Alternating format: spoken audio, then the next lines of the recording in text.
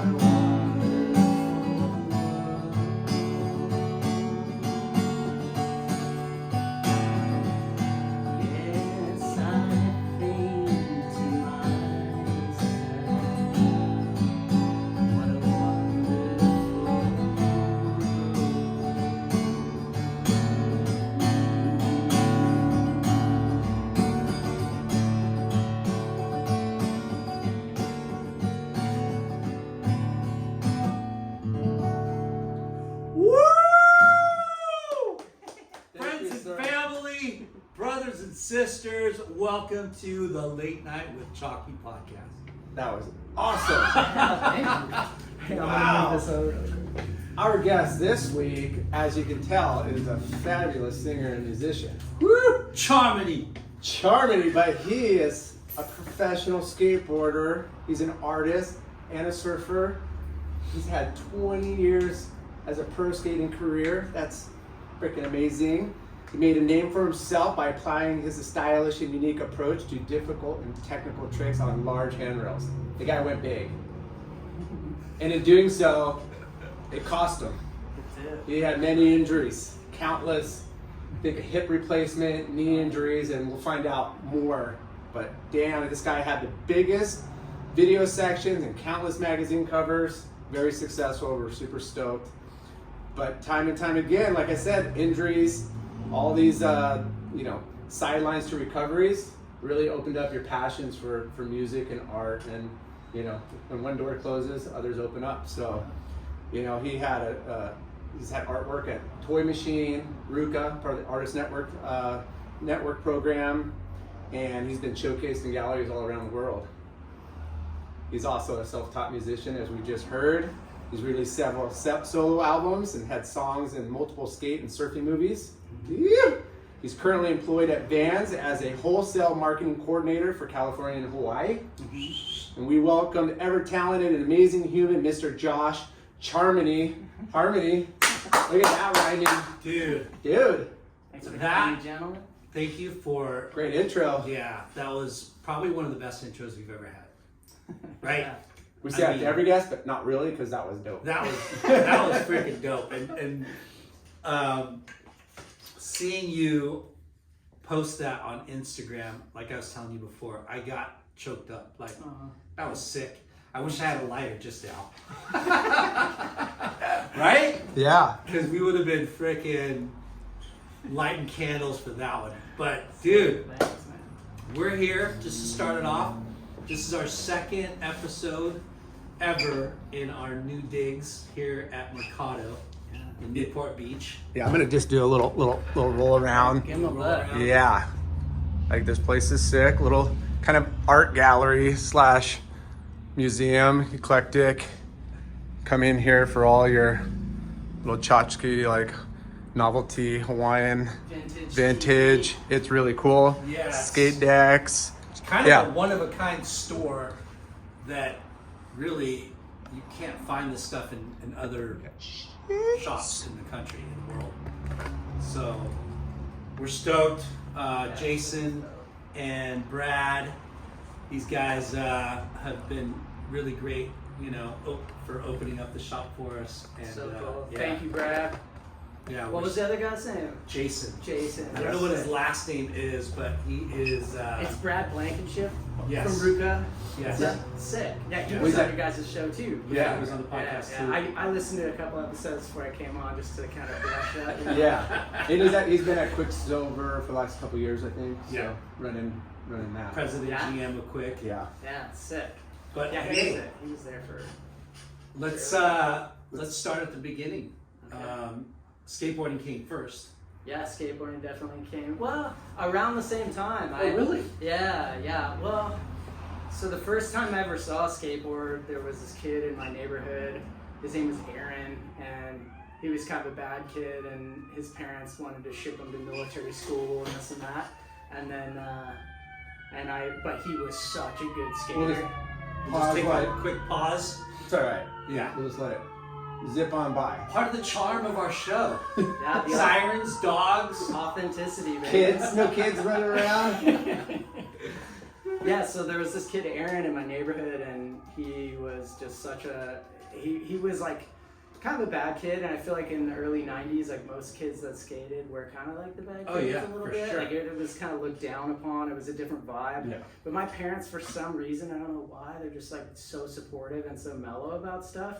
And I saw this kid Aaron skating, and he could do like 3 flips and like frontside flips. I saw him do like a frontside flip off of the curb cut, turn around, do a 360 flip, and I was like, that's the craziest thing I've ever seen. Like, what is that, And I was telling my dad about it, like, that kid Aaron, like, blah, blah, blah, he did this and that. My dad was like, well, there's a skate shop, and it was called Blast at the time. I grew up in Alta Loma, which is like in the foothill area. And so I went to Blast, and like Secondhand Smoke was playing the old Plan B video. And it was just like this whole world. How old were you? I was probably 10, And this kid, your neighbor, was a little older.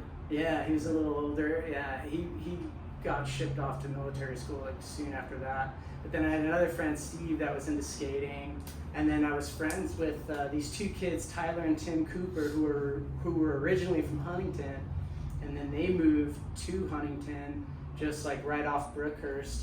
And so I used to stay with them like in the summer, like for months on end, and like that's when I got introduced to surfing. Like, we went camping with their dad.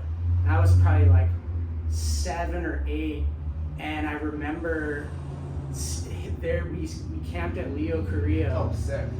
and it was firing, and their dad was a killer surfer. His name's Scott Cooper, and he's older now. He's probably in his 70s, mid-70s now, but he was just He knew the spots, where to go. He ripped. he knew, Yeah. and then he after that, like my buddy Tyler and I were just like, we want to surf and stuff. So he, pushed us in the waves and got us going. At 7. Yeah, like at 7, 8, like right Yeah. after that. So and then you found surfing before skateboarding. I found surfing before skateboarding, but I couldn't surf all the time. Yeah. My dad would have Where to is take Alta us. Loma? Alta Loma, it's up in the foothills, like kind of a little bit past Pasadena and stuff in that area. And then so started skating. I got sponsored by Active at first. What was that shop again? The first shop? Blast? Blast. Yeah, they were like they had like a little warehouse and like all these like janky wood ramps, and you could like buy a microwave burrito for like $0.25. Like, hey, that was a hangout, so they it was had just a hangout. Yeah. fridge and drinks and exactly. So whatever they Moms can to make would a just buck. drop their kids off there, and then kids would just have free reign, and it was sick. Like the set, like good pros would show up there sometimes. Like it was. They had cool like scene. rails and little quarter pipes and stuff. They did. It was like more like flat bars flat. and like smaller quarter pipes and things like that kids like to skate, and like What did you get? PVC coping, like just janky. Yeah. What was the first skateboard you got?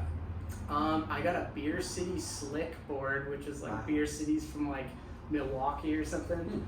And then I had Cadillac wheels with Venture trucks, and it was like sort of random, but I loved it. It was like the coolest board. It was purple. I thought it was the sickest thing ever. And then the second board I had was so when I started getting into skating, like the next year I was like reading Thrashers and like learning about all this stuff. And I was like 10, 11 years old. I had some friends that were around the same age, and so we started learning like the like Omnitrans buses, and like we were like at super young ages like figuring out we had like places. maps. Like dude, we used to like when I was like 10 and 11, we used to go to LA. Like we used to just little kids, and we would get busted by cops and like, you guys are from Alta Loma, like what are you guys doing here? But just back then, it was just different. Like I don't know if you guys remember, but LA was like safe. Like it was like it was so different. Like you could go to like downtown and get dropped off. You would just have to or, be like, home at when the lights came on, when the street lights came on. Yeah. Like you wouldn't really have to stick around your neighborhood. You could, as long as your parents semi-trusted you. Yeah. So you could go anywhere and just be back before dark. So this is like no videos. You're looking at skate mag shots and being like, oh, that because they named that place, and you guys would just go map it out and find it. Yeah, we would go to Chaffee High School. That was like a really big one. Chaffee High School. We'd even like take trains and buses to come down to the Huntington Park, the outdoor park, because there wasn't skate parks. There was no like. It was all the spots that we skated were either street, and then if there was a skate park, you knew about it through either like a magazine or from others like a skate shop. But that was like.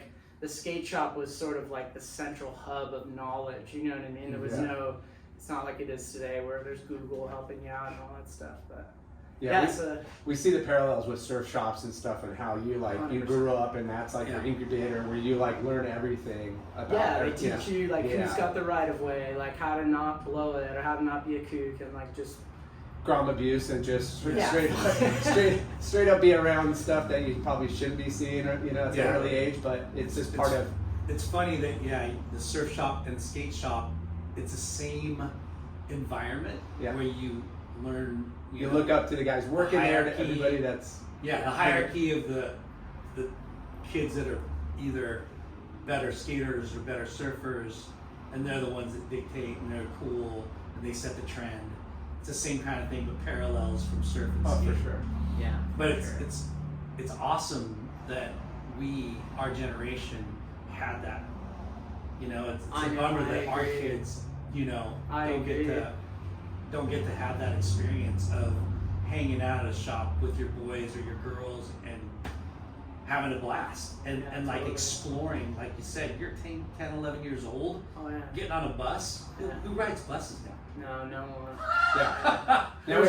Now we're tracking our kids on their phone. I'm giving you a phone because I don't want you to be on it, but I need you to know where you're at all the time. It's either that or a chip, and I'm not putting a chip in my kid. No. They're glued to their phone. Yeah, so I grew up, like, as soon as I got into skating, it was just like, we were traveling everywhere we could, possibly just from, having a few bucks in your pocket and just like trying to, so the second board that I had, I got from this guy, Paulo Diaz, he was like an old pro for chocolate. I've heard of him. Yeah, like he had like long hair, he was like super sick, and Girl and Chocolate were like really big influence in my younger days, and so was Toy Machine. Like when I was really young, like the Toy Machine videos that came out, and then like Mouse was really big when I was a kid, and so I would like buy boards from like pros and stuff and this and that, and eventually, like as I got older, so when I was 14, my dad got a job transfer from Southern California to Chicago. Oh my gosh. So my parents moved. I was a Chicago transplant from I lived there from 14 to 17, and my parents moved back to Southern California. How devastated were you? I was devastated. Absolutely Chicago is devastated. not like, I mean, it's not There's no surfing. There's there's no- skateboarding, there's but lakes. crazy weather. Like Yeah. we can't even skateboard like half the year. No. Or unless it's somebody basements, we were just talking to recently. Oh yeah, parking garages, yeah. basements. Like that was where you skated in the winter. Dude, I had a flat bar and a basement space that was like as big as this, dude. I'd like push from this corner, hit the bar, and then Straight in jump the off wall. and slam into the wall. Like I was just all winter long. Like that was But were all I you the had. cool kid coming from California to Chicago? That's how I met my wife. Yeah. The charmer, Charmony. Charmed her. Look at this bronze, good looking, like California dude. But when you're like, Dad came home and said, "Hey, fam, I got a better offer. We're gonna move to Chicago," and you're like, "Wait, what?" What did your dad do?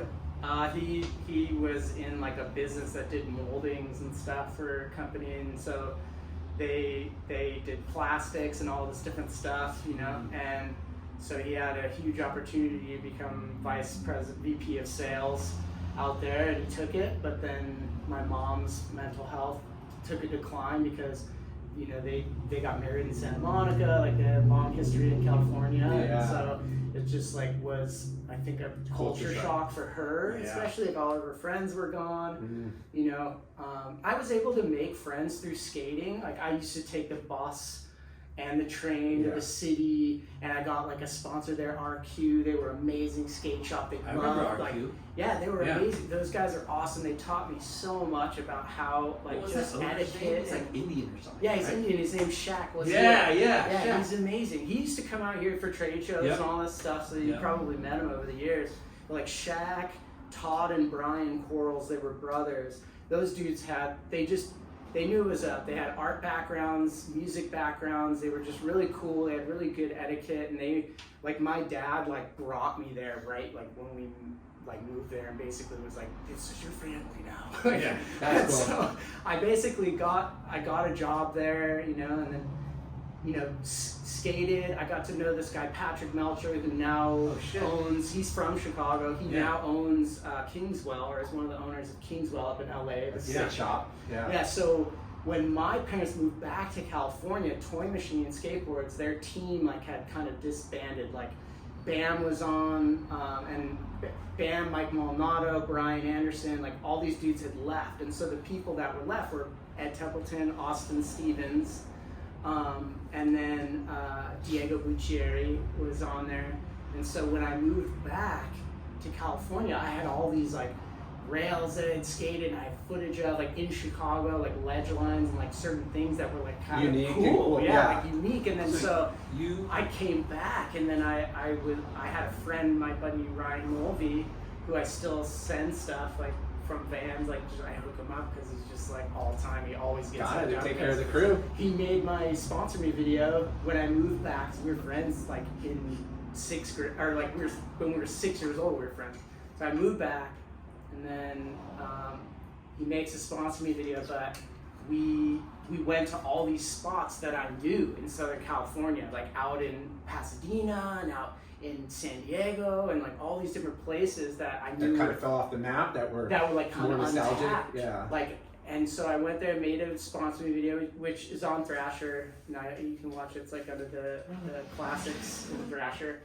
And so I made that video. I gave it to Patrick Melcher, and then Patrick Melcher went to Ed Templeton's house of Toy Machine Skateboards in Huntington Beach. I was like, "Hey, this kid Josh just moved back with his family in Southern California, and I think he'd be a good fit for the team. Like, you should put him on, how or old at were you? least give him a shot." I was 17, Okay. and I was a junior in high school, or like summer, like junior year, and then summer. You know, like I'd moved back, and then so Ed watches it, and then he gave my video, or when Ed watched it, he called me when I was at school, like. This is like a month into the school year or whatever, and I get home, my mom's like, "Hey, Templeton called," and I was like, "What? No way." And so, like, dude, it was so like, what are the brands that you know are fans of, and you're, you know, like, who would have thought that you would have a call from him? Did Melcher tell you he sent it to him? Oh yeah, So it was you kind of knew. a plan. I Okay. was like, dude, I was like, because I wanted it to show up in a way that was not, like, I don't want to just send it to like the PO box and it just get lost. Yeah, in the shuffle. personalized. If it's Yeah, you coming want it from, yeah, if it's coming from this dude, like, you know, Ed, like, you guys have skated in contests with, you know, with each other, so. And Melcher was pretty big time. Yeah, He's Melcher wrote for already- Black Label and was like, you know, they had just had Label Kills video, which is a classic skate video now.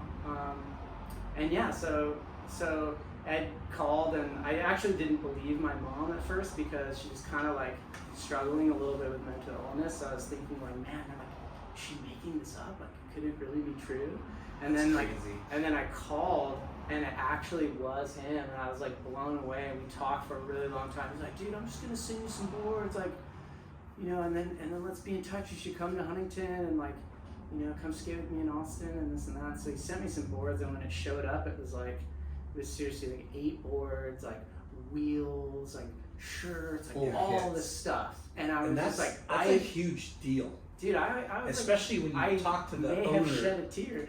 Yeah, I bet. I mean, because Decks are with skateboarding, it feels like it's way harder to get sponsored, especially by guys like him, because they are really way more meticulous about who they put on. Yeah. You know what I mean? Yeah. Because you have to fit their whole ethos and their vibe and their look. And I wanted to kind of go back to when you were at RQ, and so you rode for RQ Yeah. and worked there. Yeah, and then I wrote for another board brand called Black and White Ink. That was like a Chicago brand. Okay. But go ahead, sorry.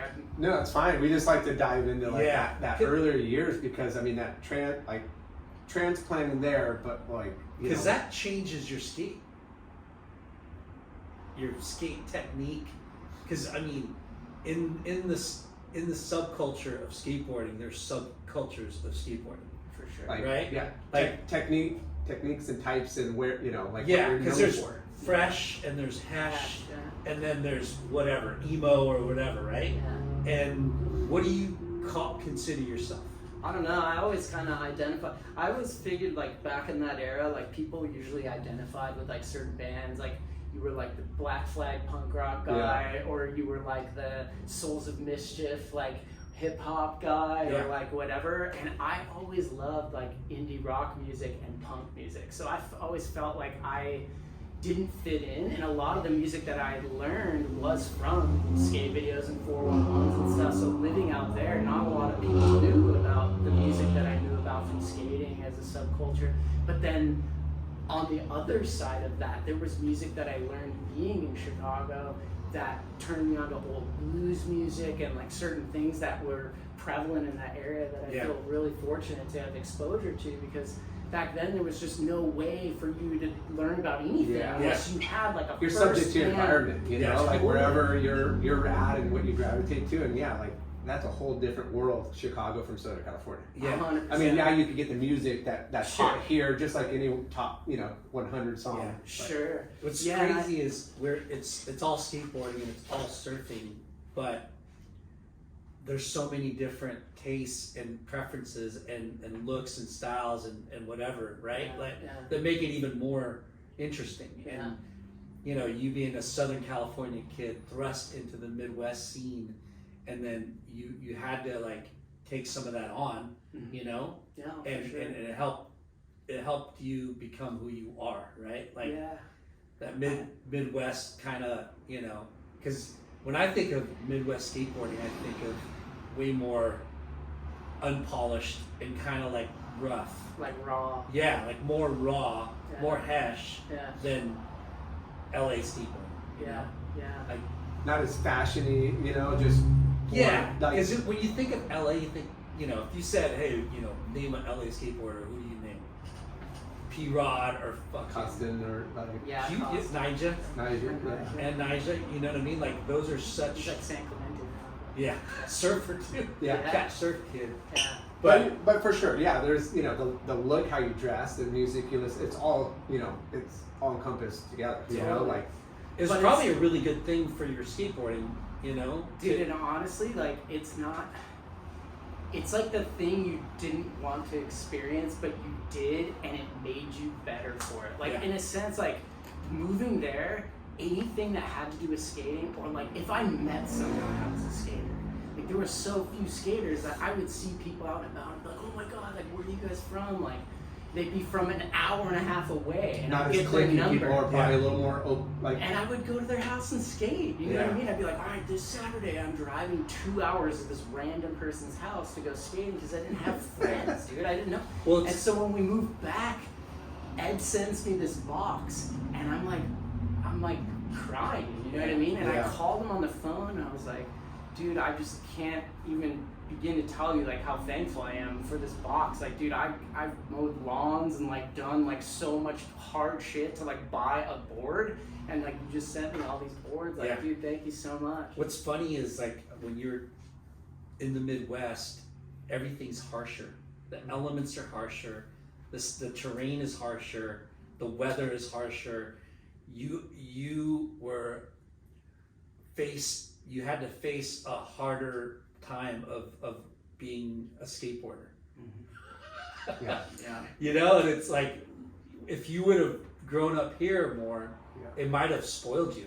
You know, you Well, might have like Or you not- got distracted with so many other things. Yeah. Like, you know what I mean? You're pulled in, in Southern California, you're pulled in so many different like directions based on how much cool shit there is to do around here. Right. Yeah, But the also, Lord works in mysterious ways. Yeah, But the- 100%. But like the peer group, you know, the ones that push you the most are the ones that, you know, when you do see a friend, like when you got into it, the kid on your street, like he fucking ripped, and you're like, but you know, in Chicago, there's not that many skaters. Like, Yeah. it's not like here you go and the talent pool's like gnarly Yeah. because there's so many and it's so, you know, you're skateboarding all year round. Like, Yeah. there you're kind of just like watching videos and I think I'm killing it. Yeah. You know? Yeah. Like, how do you know if you're not in the mix with Yeah. like all these rippers? Yeah. But it helped like develop you in a different way that made you more special.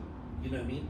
It made you more different Yeah. from, you know, I'm sure fucking how many sponsor me tapes does Ed Templeton get? A lot. Yeah. Hundreds and hundreds, thousands maybe. Yeah. And here you are coming back from Chicago. Melcher sends him the tape and he's impressed, you know? And just think, because of that time in Chicago that molded you into that type of skateboarder, that helped you. Yeah. Right? It did. For sure it did. So that's a huge milestone. You're 17 years old. You're in high school. What high school were you up to? Back to Altamont? Or, Etowanda High School. Okay. That's what it's called. And then is there a That bunch of was my senior skateboarders? year. There wasn't a bunch of skateboarders. There was probably our crew was probably like maybe 5-6 people max. But there was some good skaters. There was this guy, Bear Keithley. He's now a teacher and he still skates, but he was amazing. He could have been sponsored if he wanted it. But yeah, for me it was like there was no other thing I wanted to do. Yeah. You And know? I know you're a pretty humble, mellow guy, but when you found out, did you tell these guys like, guess who's fucking sponsored by Toy Machine, bitches? You definitely flaunt the gear and the status for Right? sure. I was hooking my homies up with boards and stuff. I just felt like the king of the world. Yeah. It's like the best feeling, you know. So That's what- it. You get sponsored. You pay it forward. The whole crew succeeds. Oh. You know. Yeah. Oh yeah, all day you get long. sponsored, your crew's sponsored. Yeah. Yeah. So 100%. when you're, you know, obviously like you know, Lyndon was mentioning, there's all these little subcultures within skate, and you know, you identify like how you know what makes your like skate, like what kind of skateboarding you want to do. You know, like Yeah.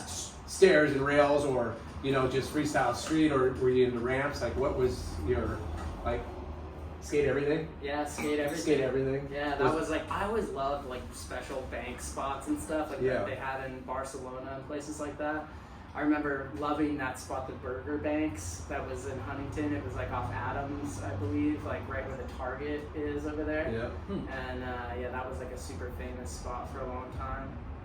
Yeah, but just anything. I think that's the beauty of skating and street skating in general. And I think that there's kind of maybe in this current generation, maybe not as much appreciation for what that was, but I think that honestly what makes skating such a special sort of art form is that you're taking something that was not intended to be used and using it for something to ride on with a skateboard. And make way more something creative unique, and like unique, you know? Yeah.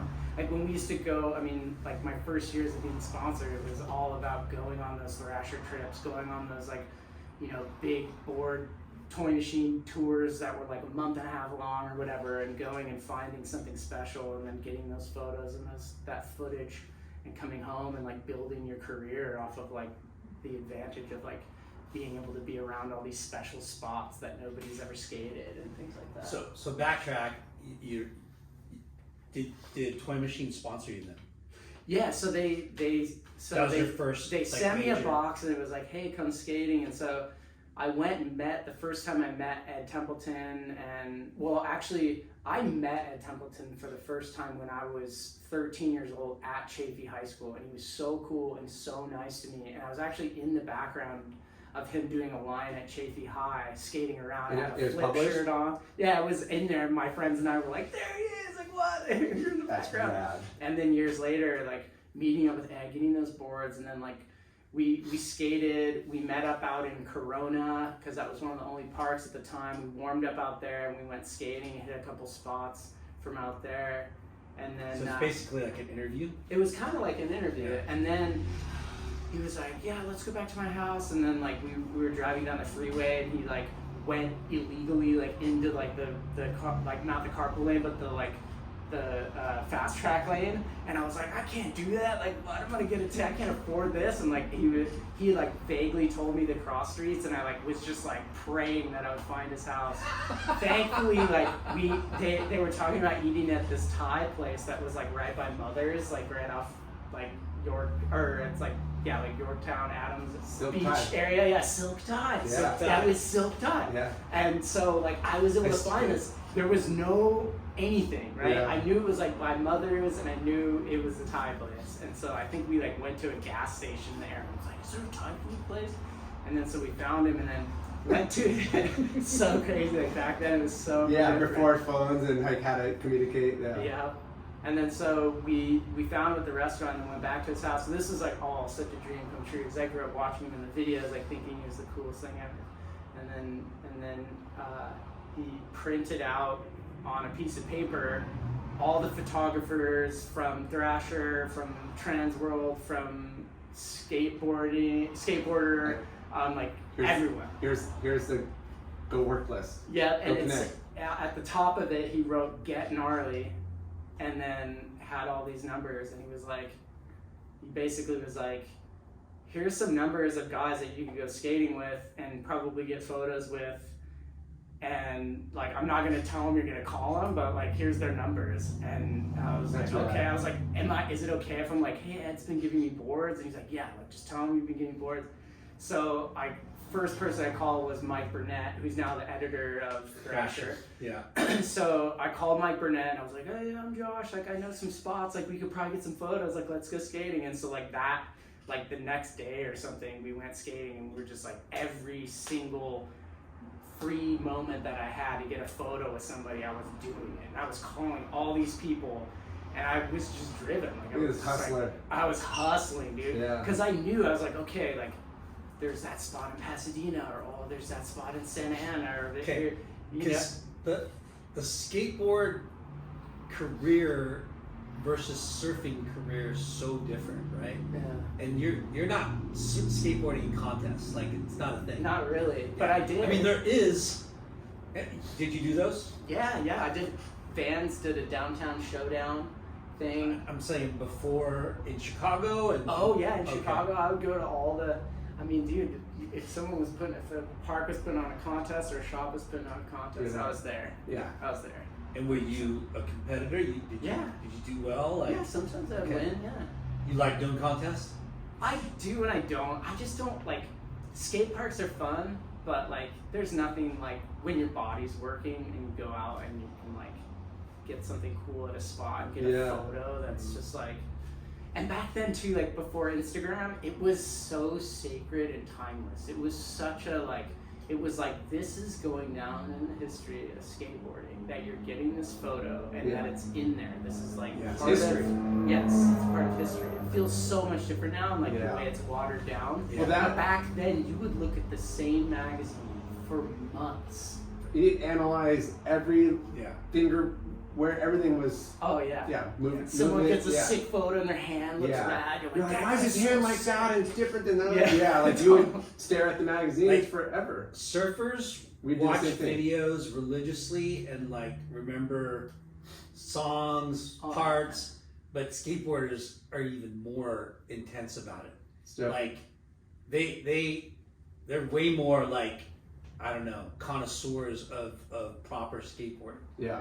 You know, especially the old school, like you said, these places are sacred. The skate spots.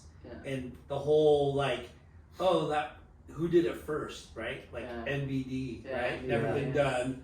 And you're just like, whoa, you guys are fucking like fanatical about like who gets credit for what and the name of a trick, or like as it should be though. But you know, you don't ever publish a photo that isn't that's made. already been done, or it isn't a make. Or exactly. We're surfing, you know. Yeah, it's kind of Well, it's a little bit like wall art, different you know, it's it's subjective. like, And a surfer can do a huge error, get published, and not make it. Like, Probably, you know, 70-80% of air shots. There'd be so many times like, whoa, you're getting so like, where's that barrel? And I'm like, dude, it was like some closeout short break like somewhere, you know, like it just looked. It's more about capturing the magic of the moment and like the golden hour or the beauty of it. But I like how you brought up the, you know, again, different era what today is with the Instagram and the social media, but like, here's a list of numbers, photographers you have no relationship with, you know they work for magazines, and you gotta go network and make, you know, get over that like fear of like, I don't want to blow it, but I need to make this work and hustle and communicating skills.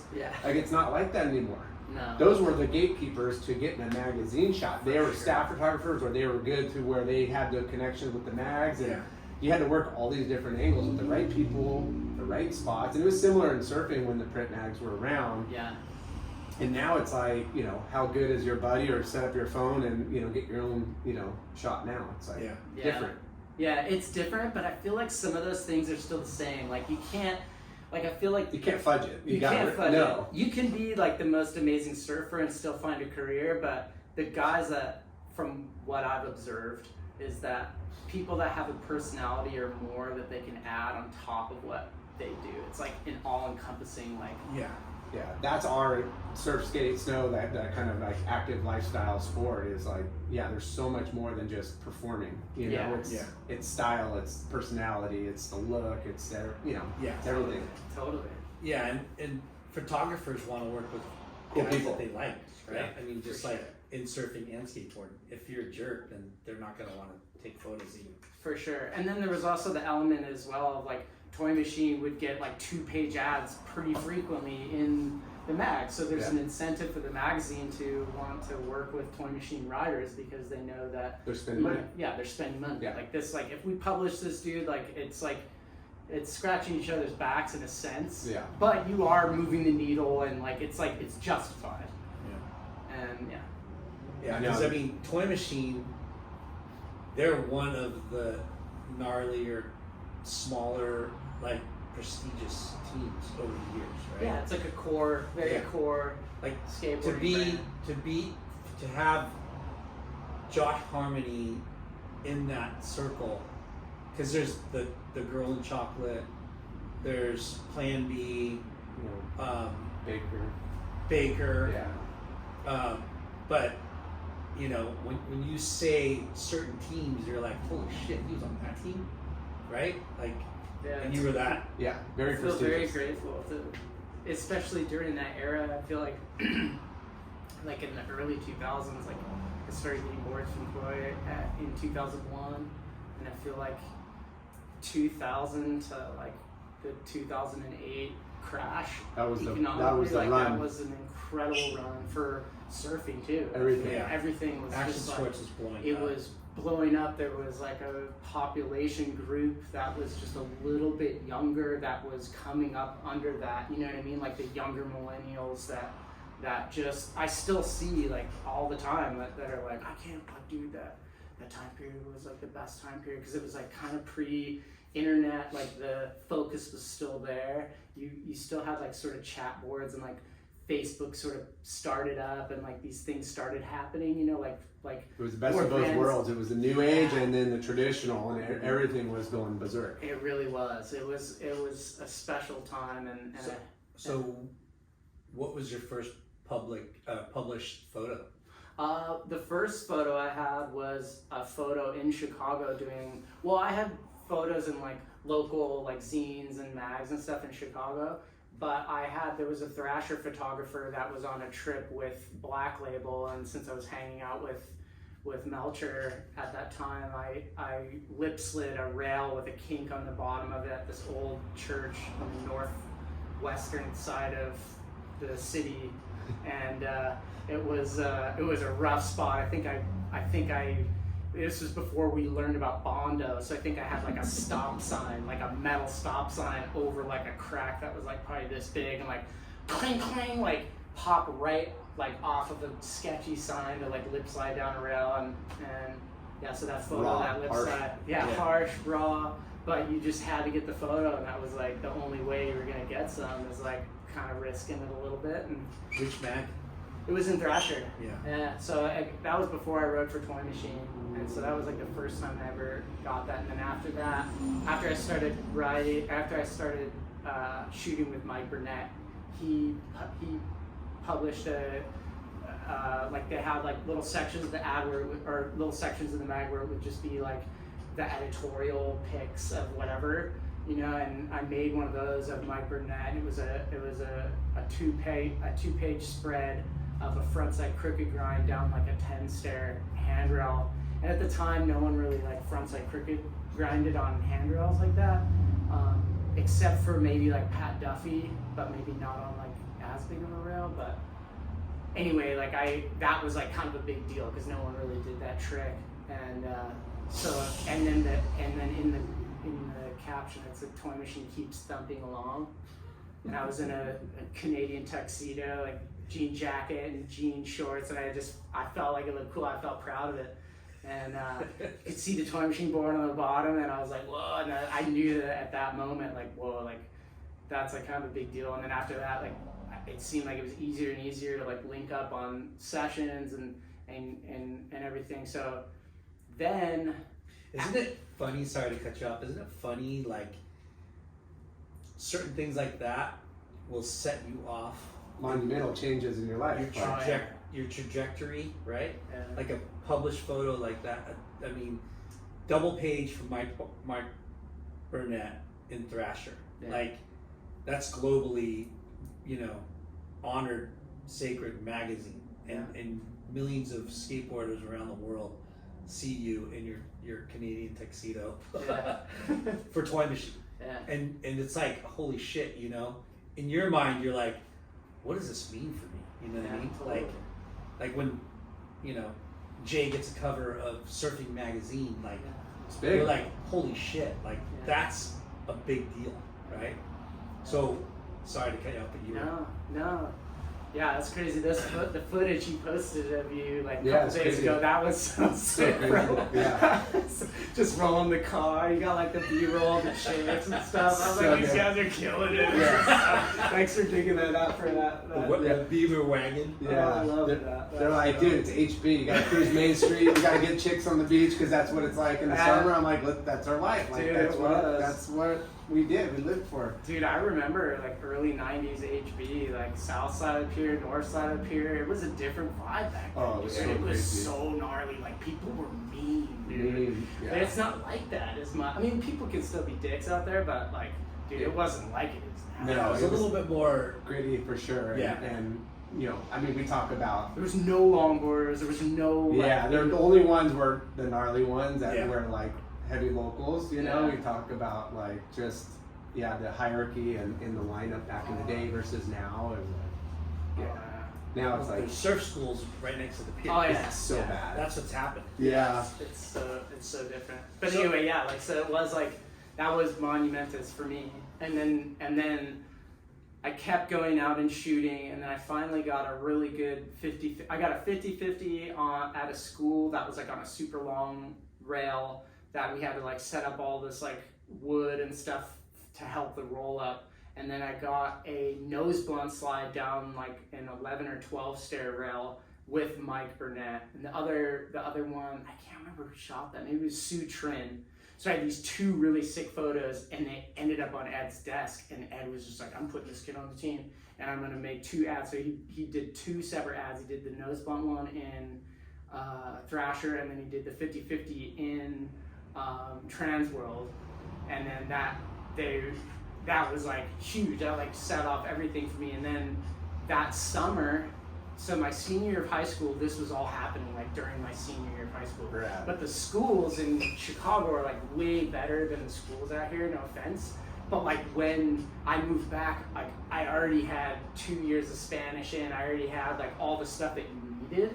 So like You got to cruise. I got to cruise, and so I was able to like, I had like half days of school like my senior year. And so I just like finished that. I finished my senior year. How funny and Early. fortunate. So I finished early. I like got packets from the English and math and all the stuff that you like have to take. And then I was also in photography and art, and I loved those classes and teachers. But I graduated early and did packets and to go on a toy machine tour. So that was like my first like. So when you say put you on the team, did you turn pro?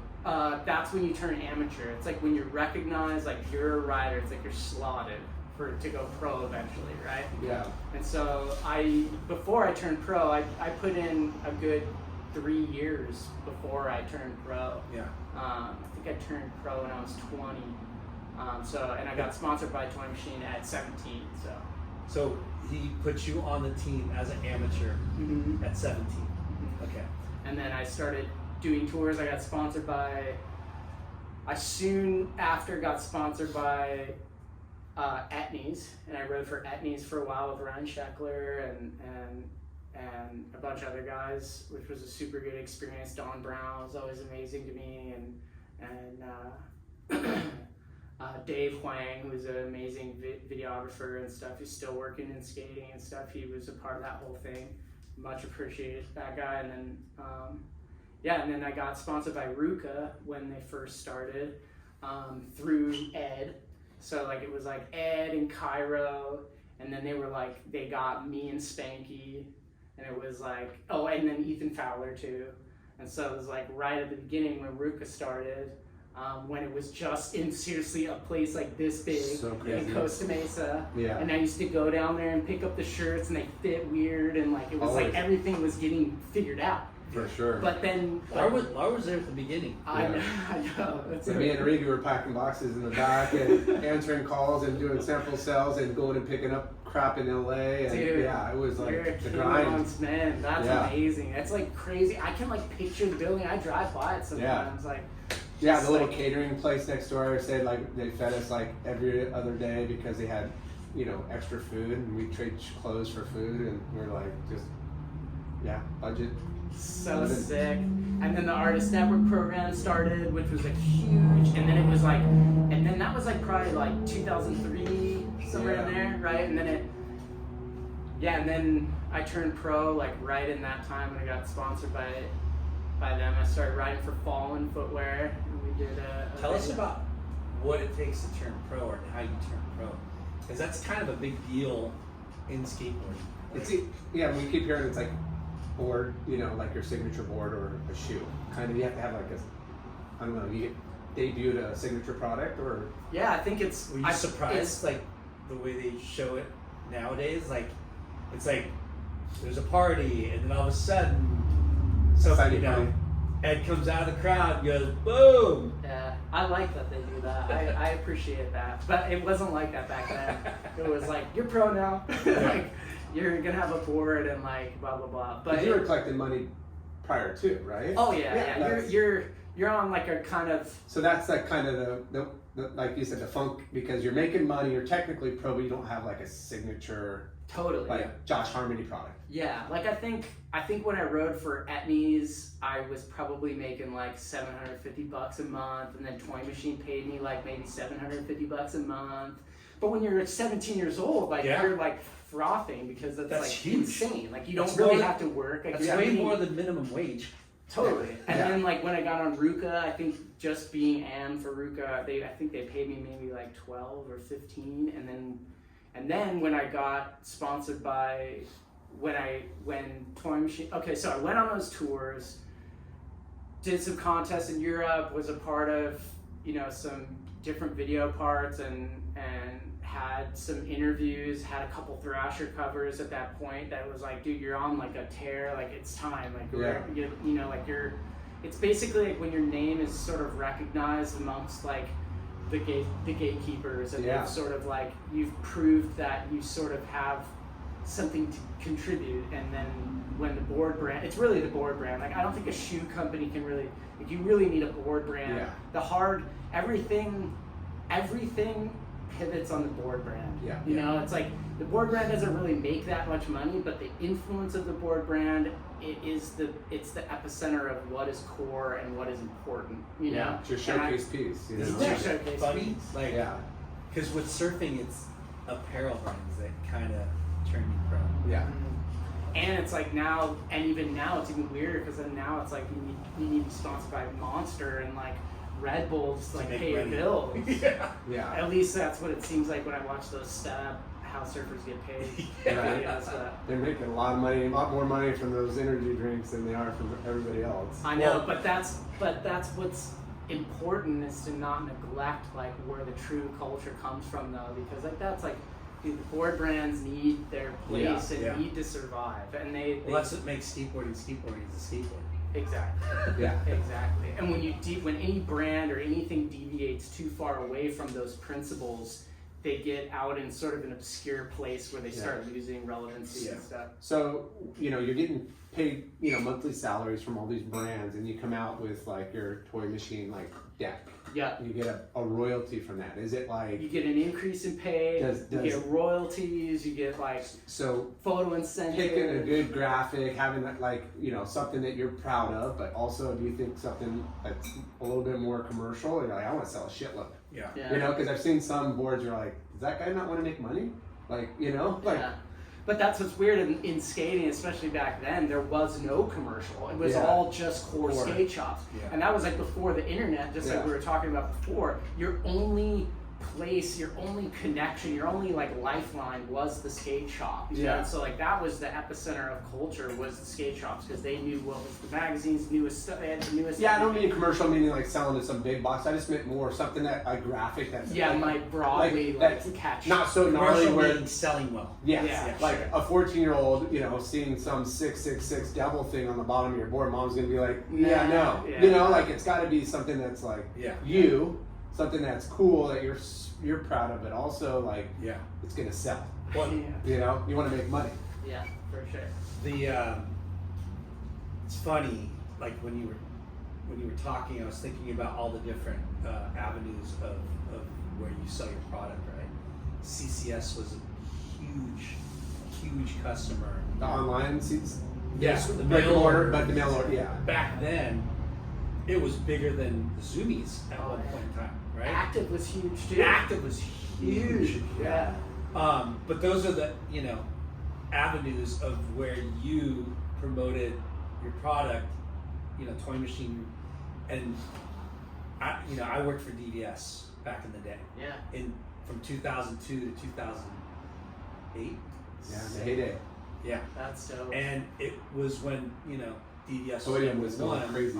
Kai was under there, Maddox was under that umbrella. You had like Jason Dill and Dill, right? yeah. That was like powerful. Barra, yeah. Day One. I remember. Yeah, and Dennis Buzich for a little bit too. I Skateboard came out when I was there, and all that, Yeah, the girl cross pollination. Yeah. But Monster and the energy drinks of today that sponsors, that is the big ticket item. It was the shoe companies, right? Right. After your board company was important, but your shoe company was like the money. Yeah, for sure. Yeah, for sure. It was like maybe like I don't know, maybe like 75% of your income. Easy. Of like all your sponsors. Yeah. So, if you don't mind me asking, what was your deal with boards? Was it $1? Was it $2? Was it? I think it was like, I want to say it was like $2. Yeah. Yeah. And I honestly don't know how well they did the accounting. Like, it was pretty like, came in every once in a while. It seemed like, I don't know, Barker, he's still there. But yeah, there was definitely. we only sold 200 this year. Yeah. But they took care of me. I think that they also paid a monthly higher than most board brands did. Toy Machine did. Yeah. Yeah. So when I was pro and like really grinding hard, I was getting a good amount of money from them every month, and so the royalties would come. Like if I had this board that was a plaid. I designed it. It was like a plaid background. It was red plaid with a Toy Machine monster in the front of it, and it did so well that they made a purple one and a blue one, and you know, it was like you could get all three or whatever. And that I saw royalties when I did that one. Yeah. But a lot of the times it would just come out of they would deduct it first. Like, are you getting paid enough? Like they had a system where like you got paid out your monthly salary, and then if you broke past a certain amount, a percentage of it, I can't remember what it was, you would then start reaping it. So it would be like, you know, sometimes it'd be a few grand or something. Yeah, you had to perform, you had to sell, you know, and they'd reward it, but you're also paying you a guarantee, so it's like, exactly. It's gotta work both so, ways. And it was in a contract and all. Like when you started making this money, you know, as an amateur, $750 from here, $700 from there, was your parents just like, what? Tripping? Are you doing drugs? Were you selling drugs? Like, you're really making money from skateboarding, from something you're like having fun? Yeah, I don't know. My parents were so proud of me, man. Like, I don't know. I feel so grateful. Like I had friends that their parents like used to throw their boards in the trash can or hide them because there was such an association with like big baggy pants and smoking weed and the whole like, you know, you're a bad kid, bad influence. My parents, for some reason, never saw it that way. Like every time they took me into skate shops, it'd be like sometimes like kind of sketchy, and they would just be so supportive because they knew I loved it so much. And I feel like they were probably listening to some things at the time that were like, "Can you just support your kids or whatever?" And it blessed me because I feel like they believed in me, and it made me feel like I could. Yeah, it's kind of true though. Like you put a wedge between you and your kids on something they really want to do, but you think they're gonna fall into the wrong hands. It's just gonna want to make them rebel and you know, like, oh, they don't like it, you know.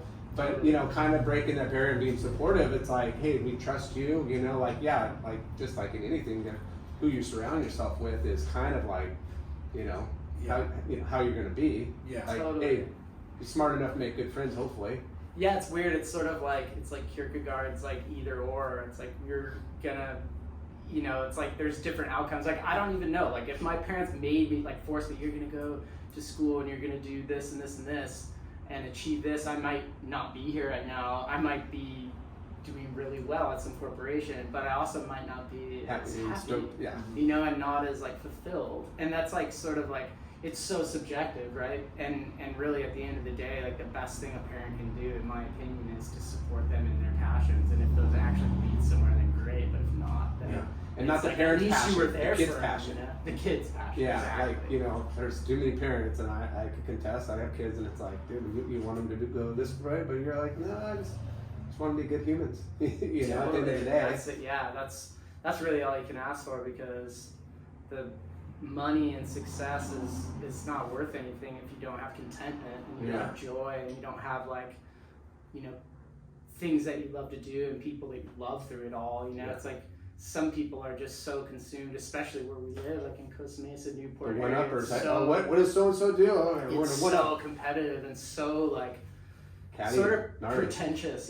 Just like I don't know. It's just it's kind of bizarre too, because like my kids are growing up around it, and like we're not like super on the struggle bus. Like I made investments, and like we're okay. Like I still have to have a full-time job because I don't want to be in the hole. Yeah. Like I still work for a living, but like, you know, some kids at my kids hang out with, like their families are so gnarly. Yeah. You know what I mean? Like, but it's fun. Like, can you It's adopt like us awesome, too? Like, Can you, our friends' parents, adopt our family? Yeah, Because I right. think it wouldn't really do much. It'd be Yeah. that's crazy. but like when you can't, when your kids' friends are all going to Portugal for like a surf trip, and you're like, I'm sorry, I can't. Yeah. We're not gonna spend like $5,000 right now.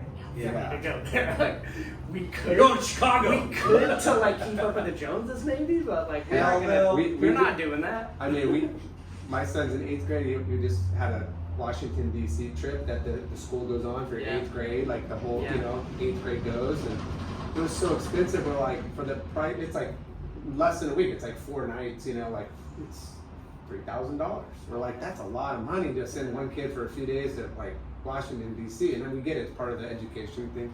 We're like, let's just go to Hawaii instead for the whole family. Let's like, instead of spending it, it's like we're gonna spend it. We'll do it something a little bit more. We have fun. Good family. Dude, that's atmosphere. awesome. He's a lot more educated. Yeah. We still had to do a report, but you know what?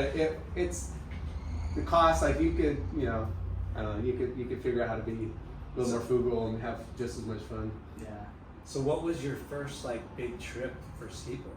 The first trip I ever did, like a big one, was right before that big toy machine one, and it was to Europe with Don Brown and Dave Wang. It was like a European contest. For Eddies. Yeah, for Etnies. Nice. Yeah, and that was my first time out of the country and getting a taste of like, I want to say it was Switzerland, and Nice. it was a first exposure to Europe and just the architecture and everything, and yeah, brushing shoulders with Ali Boulala and going out and partying and people like that, and like just like getting like just like wow, like oh my gosh, like there's Tom Penny, like we're literally sitting at a table with Tom Penny right now, like what's going on? Like it was just like unbelievable. And their budgets are pretty big. Yeah. And you guys got treated like Kings. royalty, Yeah. right? Because Yeah. I mean, it was Ali a different era. Boulala and Tom Penny and all that circle, like Oh, they yeah. were the because they were riding for S and Yeah. everything,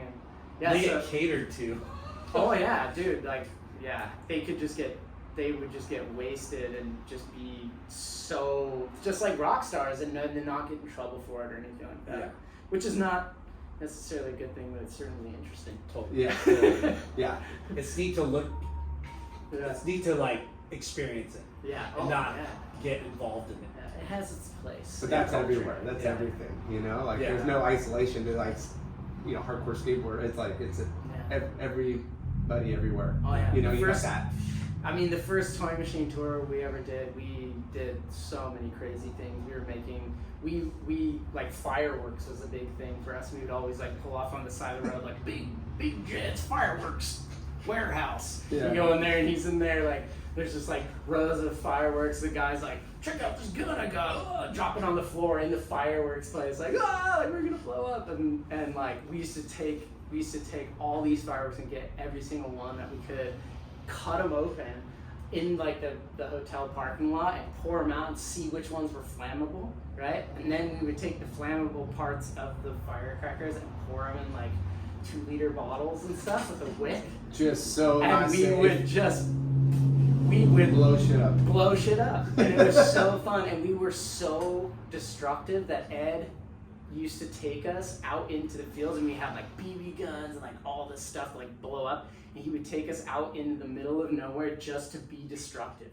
We'd like, Okay, we're not doing it at this hotel. We're gonna let you get the Yeah. freaking get it out of your system. yeah, it was so fun though, and it was like it was like being with a dad that understood that Yeah. we needed to like be aggressive and be crazy and like. Get it out of the system. It was so fun. We used to like shoot. We were on our way to a toy machine demo, and we were in Oklahoma, and we were shooting like M8. We're dropping M80s, shooting like Roman candles out of the van, like the whole way there. Sliding door open, shooting it at random people, like trying to get Stuff girls' you get away attention. with Like it before was, video and everything, dude. Like, But then we got pulled over by the cops. And so he pulls us out, pulls the fireworks, like, what are you guys doing? He was so pissed. He was yelling, he's like, you can't, you're gonna set the whole city on fire. Like, what are you doing? We're just like these dumb kids, like right out, like not even out of high school. And like he lines us up on the curb, and he's like, "What the hell are you guys doing?" And Ed's like, we're Toy Machine skateboarders. We're on our way to the demo. Like, sorry we got carried away."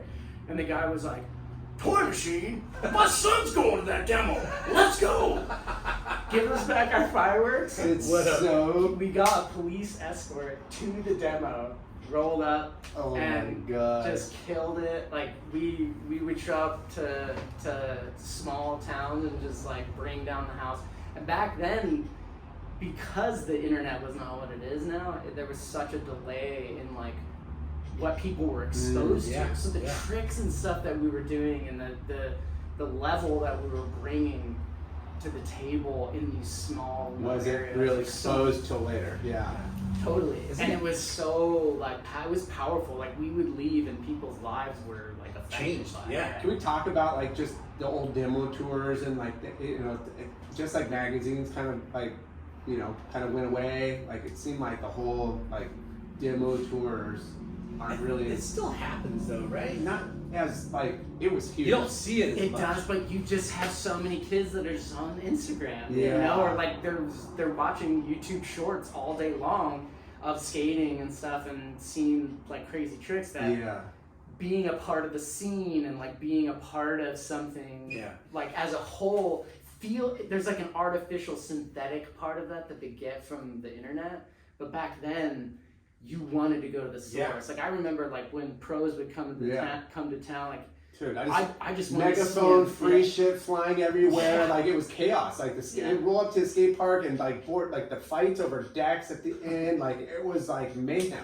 We were just at a party, our friend's birthday party the other night, Jeremy Castillo's, and Brian Neal, who was one of the guys that ran Active, and Active's trying to get back on, opening up more locations and stuff. Yeah. And we were talking about, damn man, like those were the days. You know, when Active had the 30 stores and the Blink Fest. Oh yeah. Remember that? Yeah, dude. And they would like bring out like bands and like the best of the best. I remember one year they had Tom Penny, they had Mark Johnson, they had Jeff Rowley, like they had like crazy events where they had fly pros in. They did for sure. But yeah, like the importance of those grassroots events that were bigger than life, and MTV being such a big part of action sports. Oh man, for sure. With fucking BAM. Oh yeah. I mean, how gnarly was Viva La Bam? Yeah, it was so and Jackass and all those Rob and Big. Yeah. I mean, all those like TV influencing back then. Yeah. And how big the industry was back then. Yeah. And how important, that's one thing I was gonna say is like Thrasher is the only magazine, that made it from skateboarding. Yeah. And even there's no surf magazines except for Free Surf. Yeah. Surfer's Journal. And Surfer's Journal, but the big two, Surfing, Surfer. Yeah, and Transworld. And Transworld. Yeah. Yeah, it's crazy. I mean, it all comes down to that vacuum after 2008 and then the transformation into social media and the money and just like things just went digressed. And it's almost like it's all still there. It's just spread out. You know what I mean? Like it's like if you can imagine being a kid and you see BAM and you see skateboarding for the first time, you're like, oh my gosh, like blah blah blah. Like where would I go? I would try to find the local skate shop if I knew somebody, or there's that one shop at the mall that I saw if you're living, somewhere in another state. Yeah. And you go find your Tilly's or whatever it is, and you're able to buy a board there. So there was so much money that was concentrated. And then I feel like there was an aspect as well that skateboarding was there was less globalization. It was like there was a global broadcast by way of like MTV and BAM and stuff.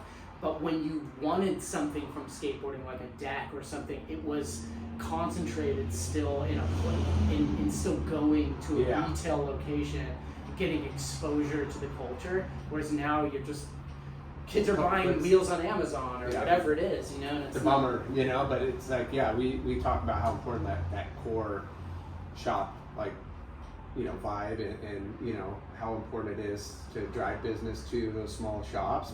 Yeah. But, you know, they gotta have what the kids want. They gotta be on the pulse too. You know, it goes both ways. They gotta be, you know, spot on to what's trending and, you know, what's hot and, you know, and that might not work, you know, again, like, they might be searching on the web, which is everything, where it used to just be so focused on, like, you pretty much were just gonna grab whatever the shop had. Right. Remember how big fucking Tampa Pro and Tampa Ham used to be? Yeah. Like, In Phoenix Ham, in Cowtown. They're still pretty big. I mean, they do it every year. Like I know the Cowtown one was pretty successful when they just did. But there's also like, I mean, I don't want to be totally negative. But there's still like shops that have been around forever that are still grinding and killing it. Like for sure. 808 Skate Shop in Oahu. There's like, you know, pharmacy board shops. Like they're still holding it down. There's Kingswell. There's, you know, there's Contenders. There's a good amount of like shops that are still around running it, and there's no comparison. Like you could find a deck that's like, oh, there's a Baker deck that's really cool. I'm gonna go down to the attic in Costa Mesa, or I'm gonna go here and like try to figure out like what it feels like in real life. Like there's nothing that will ever take the place of like actually going and like holding the board and like being there at the shop. You know, I'm still hopeful that exists for people. It certainly exists for me. And there's certain things that you don't know, like how it's gonna fit or how it's gonna be until you see it in real life. You know. Yeah. So when you, you know, I look at skateboarding and how gnarly like the shit you guys do. You know, I'm sure it's the same way when you look at surfers. Like, I can't believe they're freaking surfing that, you know, crazy wave or whatever.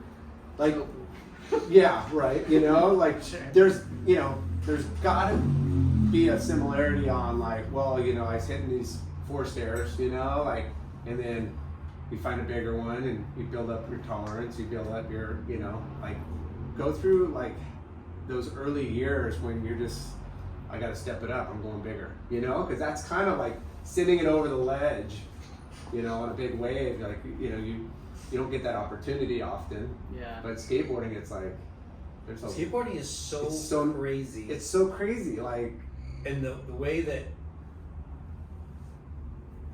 you're judged so much more harshly. Like skateboarding is so gnarly, but your style is even, you know what I mean? Like, yeah, you gotta. You're critiqued very much more than surfers are. Like your style, you know what I mean? Like your style of skateboarding, it has to look aesthetically right. You know what I mean? Like from what I think skateboarding, there's a lot of different styles that all make sense and are cool in their own ways, and it's kind of similar to surfing, but like surfing has like the Tom Curran, you know, like that. There's that, you know, there's a few where everybody's like, that's what, you know, it's not as creative, you know, in regards to like different styles as much. And when you get one, it's definitely a standout. It's like your being or something. Yeah. It just like channels through Tom Curran, like how his flow and everything. Like do you do a lot of switch tricks? No, not really. I'm more like, I mean, yeah, I do. I definitely do, but yeah, when I was younger, I just loved, like, I loved skating big rails. That was like my favorite thing, you know, like there's just something about hopping up on a rail and grinding, you know, and just, yeah, I don't know, taking those tricks like nose grinds and frontside crooked grinds, frontside feebles, back smiths, you know, you do them enough times on a ledge or something, or a little rail, and you're like thinking to yourself like, oh, I could probably do it on this rail right now, you know. And then at the time, it was just, at the time when I was a kid, being able to do a variety of tricks down on a handrail, like a significant size rail would, you know, separate you from the separate the men from the boys. 110%. And so yeah, because you could be the best skater and then somebody rolls up and one-ups you on it, you know what I mean? Like that's the thing about skateboarding, it's so, you know. Yeah, the talent pool, especially nowadays, even since, you know, since just the past like 10 years, it's just been incredible, like the talent, especially because you have kids that like, the first rail I ever skated was a real handrail, like at a school or at like a shopping center. Yeah, not a perfect skate park that was built by, that's like knee high and it's going down and Yeah. you're never gonna sack it. Your kid learn how to jump and you get your muscle memory. Like our muscle memory was grit and like in the street. Like Yeah. it was like consequences were huge. So you had, you know, you could board slide a ledge or board slide a flat bar that you and your friends built, and then you're at the school and there's like a 4 or 5 stair handrail and you're like, okay, I'm gonna like get my board on there and slide down to the bottom and like see if I can do this, you know. And that was all we had. And grindy. yeah, it was just a different different era. Yeah, but I mean, just like in any sport, like you're gonna wipe out more than you make, you know, and being able to like tuck and roll and have that confidence of knowing you're gonna fall, knowing you're gonna like get hurt, but you know that muscle memory is like muscle memory for tricks, and there's muscle memory for like wipeouts too, you know. Well, it's a bummer because Charmony never really had, you know, because he does everything first try. I don't know, man. This guy's been beat up like most every other skateboarder we know. And like, man, I'm it's just sure. fucking life. I mean, it might be a cliche question, but what's your like worst fucking experience injury? I've had a few. My hip, I was skating a rail in UC Davis, and it was like a 12 stair rail, and I had front feebled it, I tail slid it, I 5-0'd it, and then I was done All in skating. one session? Yeah, all in one session. We were leaving, and there were these guys that were photography students at the school at UC Davis, and they came up and they were like, man, can you do one more trick for us, like for our photo, for our Always class? the one more. Last run, last wave. So I get up and I like go for a tail slide and I clipped, and when I clipped it, like somehow sent me backwards down the stair, and I landed on my right butt cheek like super hard and damaged like the cartilage in my hip where I blew it out, and then I was just in pain. I could barely walk, and then I flew home from there, and then just like waited a couple weeks, and then realized like I'm not getting better. Like this isn't normal. So I went and got some X-rays, and the doctor said, yeah, you blew out all the cartilage in your hips from that slam in your hip socket where your femoral head like goes into your pelvis. So like that cushion space was like it was like now there was bone like touching on bone, you know. And that was in like 2015, something like that. 2014 to 2015, somewhere in there. And I went to a couple different doctors, and they both said you're gonna be in a wheelchair. Like you're never gonna skate again. And and then I went and saw a doctor down in Newport, and he was like, I could clean you up, and I'll shave down the bone and like help it like free up some mobility. Had that surgery done, it made me worse. I couldn't tie my shoe. It was really depressing. And my second son was coming into the world, like height of my skate career and everything. And so that was like a really rough patch that I had, and I really did a lot of soul searching at that time. And then I started playing music a lot and writing music, and then started doing a lot more art and contributing art at RVCA at the time. It was kind of a way for me to kind of release that creative outlet and energy, and were your it was kind sponsors of still awesome. cool and like Yeah, they were still cool, and I had so much footage and photos built up at that point that it was like, okay, I kept like incrementally releasing things or saving photos for ads and stuff that I had deadlines for, just to you know what I mean, keep the ball rolling. And then probably 6 months after I had that hip surgery that made me worse, I was so desperate that I just like started using a message board called Surface Hippie that I found out about on the internet. And Surface Hippie? Yeah, and I was like, it was like basically like a website dedicated to people that had arthritis in their hips, and it was like mostly old people. And I'm like, I'm a skater, and like I screwed up my hip, and this is my situation. And then then somebody on there was like, dude, you should check out this guy's Dr. Schmalzried. He's up in LA. He's like, there's 2 people, and I find out there's 2 people in the country that had this surgery approved, like this type of surgery approval. There's one guy in New York and one guy in LA, and it was called a hip resurfacing. So in like a hip, like if you have a hip problem, typically what you have to have done is a hip replacement, which is where they cut off the top of your femoral head, and then they stick like a metal rod down in your bone and bolt it in there, right? And then the metal rod goes into like a receiving joint into your pelvis, right?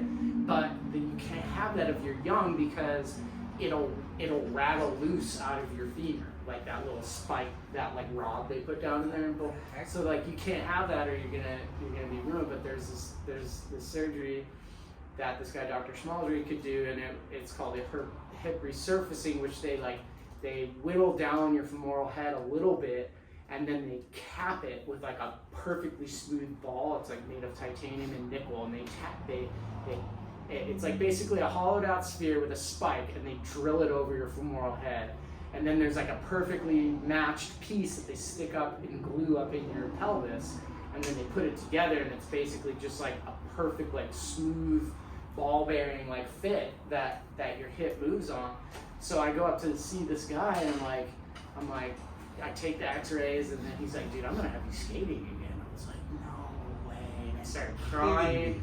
I was like, let's do this now. So like I got the surgery, and seriously, like 3 weeks to a month later, I started skating again. Wow. And then I went and shot a photo and got a RVCA ad like a month after I had the surgery.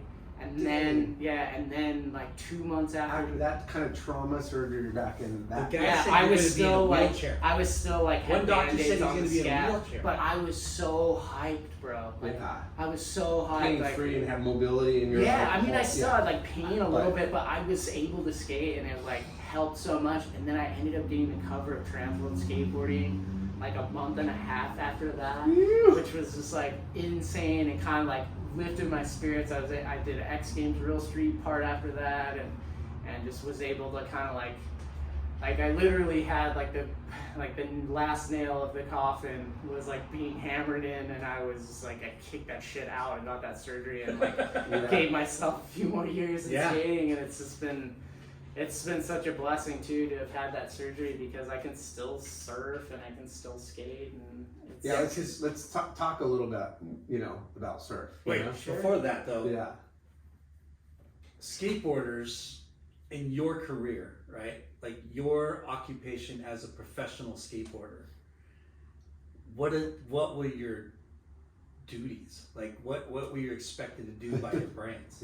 Just skateboard, right? And get photos and get video and go on tour when they had to go. You're like a free surfer, but it's skateboarding. Yeah, it is, but if you're not showing up in the magazines every month, if you sort of like have a lapse in presence, it's noticed.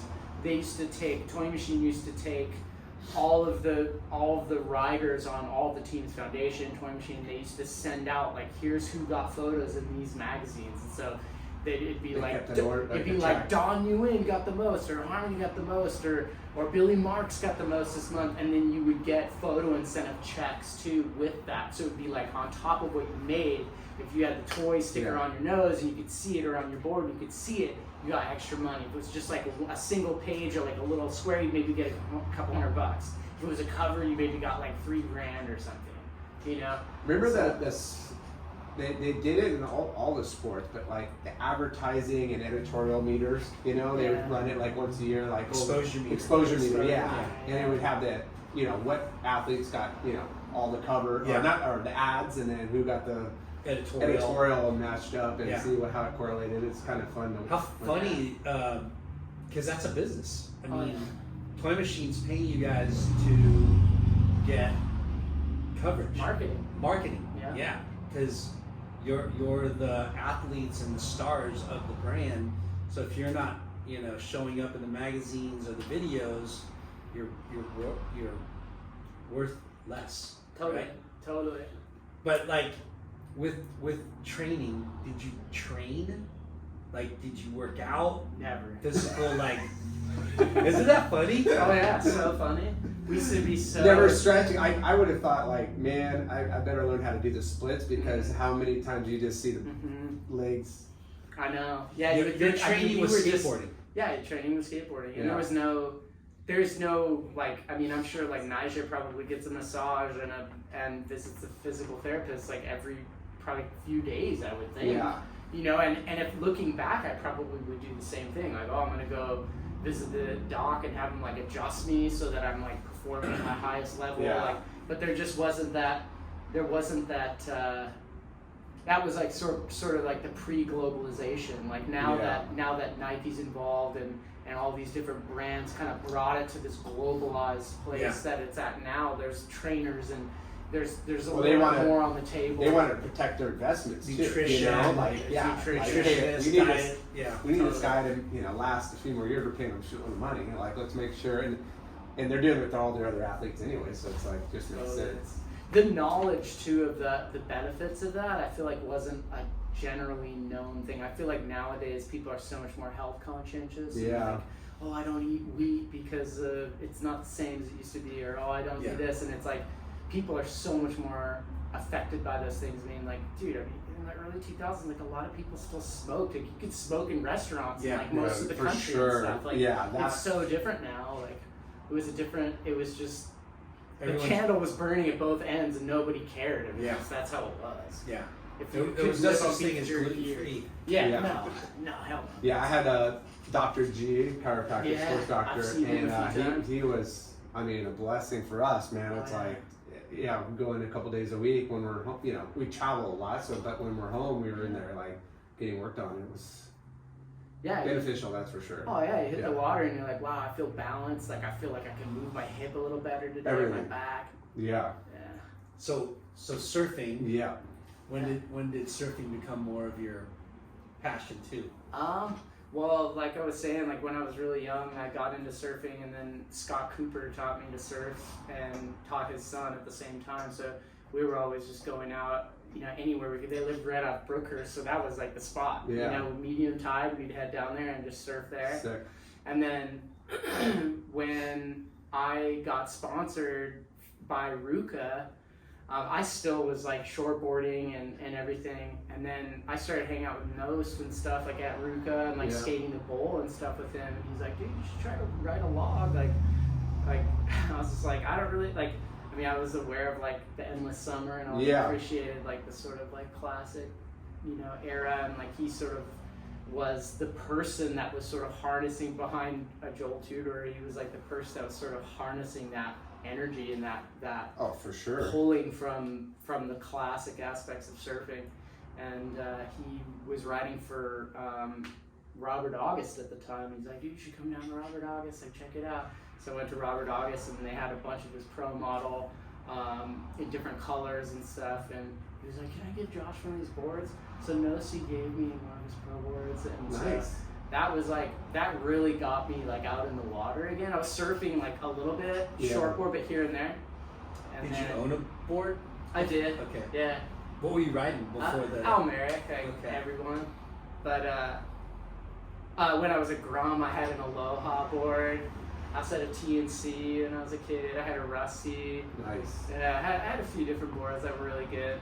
But there was just something about the exposure to the old boards and stuff that really, for some reason, made it click for me. I don't know why. Yeah. But I started surfing a lot, like at Blackies and stuff. And then he started a board company with Robin Kegel called Gato Heroi. Yep. Remember that brand? Yep. And then he gave me a board from them and surfed that a bunch. And then I started exploring into like fun boards, like twins and fishes, and just like, where is this going? And then like, I don't know, now I ride everything, you know. I just like whatever the day calls for. Mm-hmm. If my body's banged up, I'll take out an egg. If it's really small, like a log, you know. Like, but I love shortboarding. Like I feel like that's kind of where it all started for me, you know, like just surfing. You still like, got that mindset. I want to go up and it's so similar to skating. Like you sort of engage the board. It's like you're not really like on top of the water. You're like in it and you're like generating speed and stuff. And A little bit more hardcore, you know? Yeah, but, a little more hardcore. The reward is like tenfold though, you know? Oh, Like if you know, don't expect to go out and like, you know, surf 3 hours and expect to rip every wave, but if you just think, I just want to, you know, do one good turn or one good closeout, or you know, like and when you get that one turn or that one wave, it's like, all right. You like to ride twin fins, right? Yeah, he does. Yeah, I like twin fins. I like thrusters too.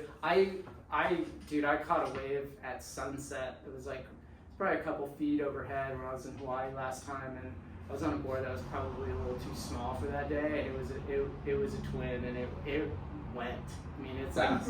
Like it's so fast and like fun. So, at sunset. At sunset. Yeah. I love all those spots in Hawaii. Every time I go there, I always keep it super mellow and like paddle out and stay on the outside of the lineup and like kind of wait to kind of get ushered into the pack. But every time I've just had such a beautiful experience there. Like Rocky Point, Velzyland, Sunset. Yeah, I mean, all those spots how spoiled is this guy? He was probably going over for Ruka for the Ruka Aloha's every year, right? Because they would bring everybody. Yeah. And then now he's handling it for Vans, and he's over there for the Triple Crown. Yeah. Do you go over there for the most? Yeah. Before for Pipe Masters. Yeah. And before we go to stuff, Vans, yeah. Let's talk about the rest of your pro skateboarding career. Sure. If you don't mind. Yeah. So come back after 2015. When was that hip surgery? 2015. Yeah. So I came back and did that for a little bit, and then, I mean, I had video parts and covers and all that stuff at that point, and then, you know, it got harder and harder as I got older to like keep getting good photos and stuff. You know, it's like we all have a shelf life and in our careers, you know, as far as like being able to secure a sponsor. And at the time, my wife and I owned our house in Long Beach, and I got a call from Toy Machine, and they were like, hey, we've got these new riders on the team and this and that, and like we're not going to be able to pay you what we did before. And so I was able to like kind of keep up the slack by getting like different placements and like, you know, making music for video parts, making music for commercials and things. So I kind of like had my hand, I was like kind of doing a lot of different stuff at the end You're of my transitioning skating without career. transitioning. Because Exactly. you were like already doing other stuff. Because of the hip problem. And then it was like, well, my skating career is like going really good, and I was able to like kind of get it back up to a really good level. But then after a while, it got more and more difficult to just, you know, your body's just like, you start getting into your late 20s, you know, and you're just, you slow down. It's just inevitable, you know. You get in Getting your old early sucks. 30s, getting old sucks. So I was like, recuperating takes longer. yeah, I was like in my early 30s, and it started to really start to affect me, you know what I mean? Like, well, recuperating injuries. takes longer, and injuries mean more when you have kids and family. You know, like because you have to like be a dad. Yeah. And 100%. if you're always like hurting yourself, you're not helping the family. Yeah, it's like a double negative. Yeah. Like hurting your career and I don't know if I'm family gonna hit life that suffering. 12 stair. No, you know, I gotta. Yeah. You start making. You're other, basically gambling like with what you got. Yeah. You know, and like the longer you're in it, the harder it is to place those bets because the stakes are higher and higher every time, and there's less time. Now there's like 11-year-olds hitting 12 stairs. Now they're doing 20, and you're like, I think I'm ready to wrap it up. Yeah. Send it, kid. Good for you. So I did like the sort of freelance art and music stuff for Ruka and different brands, and and then it got to the point where I just couldn't pay my bills anymore, and it just got really tough. And I ended up trying to get a full-time job. I tried at Ruka, I tried at Vans, I tried it everywhere I knew, America. Like I reached out, I shook the tree everywhere I could, you know, like help me like make the transition, you know, like I'm a hard worker, like this and that. But it's interesting because when you're a pro athlete, there's sort of like a stigma almost that like you've lived this lifestyle, and like we don't really want you. Like we don't really want you in this like sort of corporate environment because you're not used to it, and it's a huge risk, and you don't have experience, you know. So you're sort of like left at taking whatever you can kind of get, you know what I mean? Unless you like find an avenue like that dude that went right into photography that you guys interviewed. I can't think of his name right now. Jeff Novak. Yeah. So I couldn't find a job at all, and was gonna lose my house. I put it on the market for sale. We were thinking like, oh, we'll just rent, and then this is really hard for me to say, but I was so desperate that the only thing I could find was a job in marketing at a textile company in Minneapolis, Minnesota. Wow. So I moved my family from Southern California to Minneapolis to get my foot in the door in the corporate world. I got a job there in between marketing and sales, working with sales on like big orders and stuff for textile. And so I'd take calls and do like close these huge deals for, you know what I mean, millions of dollars on, you know, how assisting sales and you know, helping on the marketing side as well. And I did that for 3 years, and it was the hardest. You didn't learn your lesson with your family moving to Chicago? But it was by necessity. Yeah, that's true. You have to make those decisions. I didn't have any, I didn't want to dig a hole. I didn't want to go into debt, so, you know. But at the same time, it was like a college education for me. You know what I mean? Like, it was a company that gave me a chance, and, you know, I learned a lot, you know.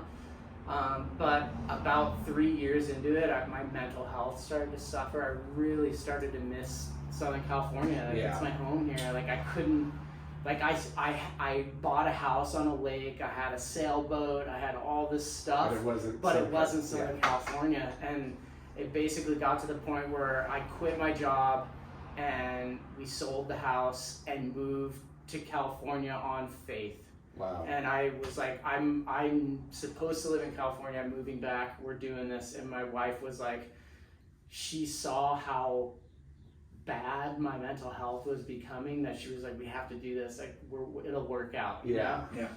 So we put all of our stuff in a pack rat, dropped my kids off at my parents' house. They live in Canyon Lake. In California. We come to Costa Mesa, stay. I have like friends everywhere in SoCal because of my career and stuff. I stay at my buddy Carl's house. We have 4 days. We're driving around Costa Mesa, going to everything that's online, everything that's for rent.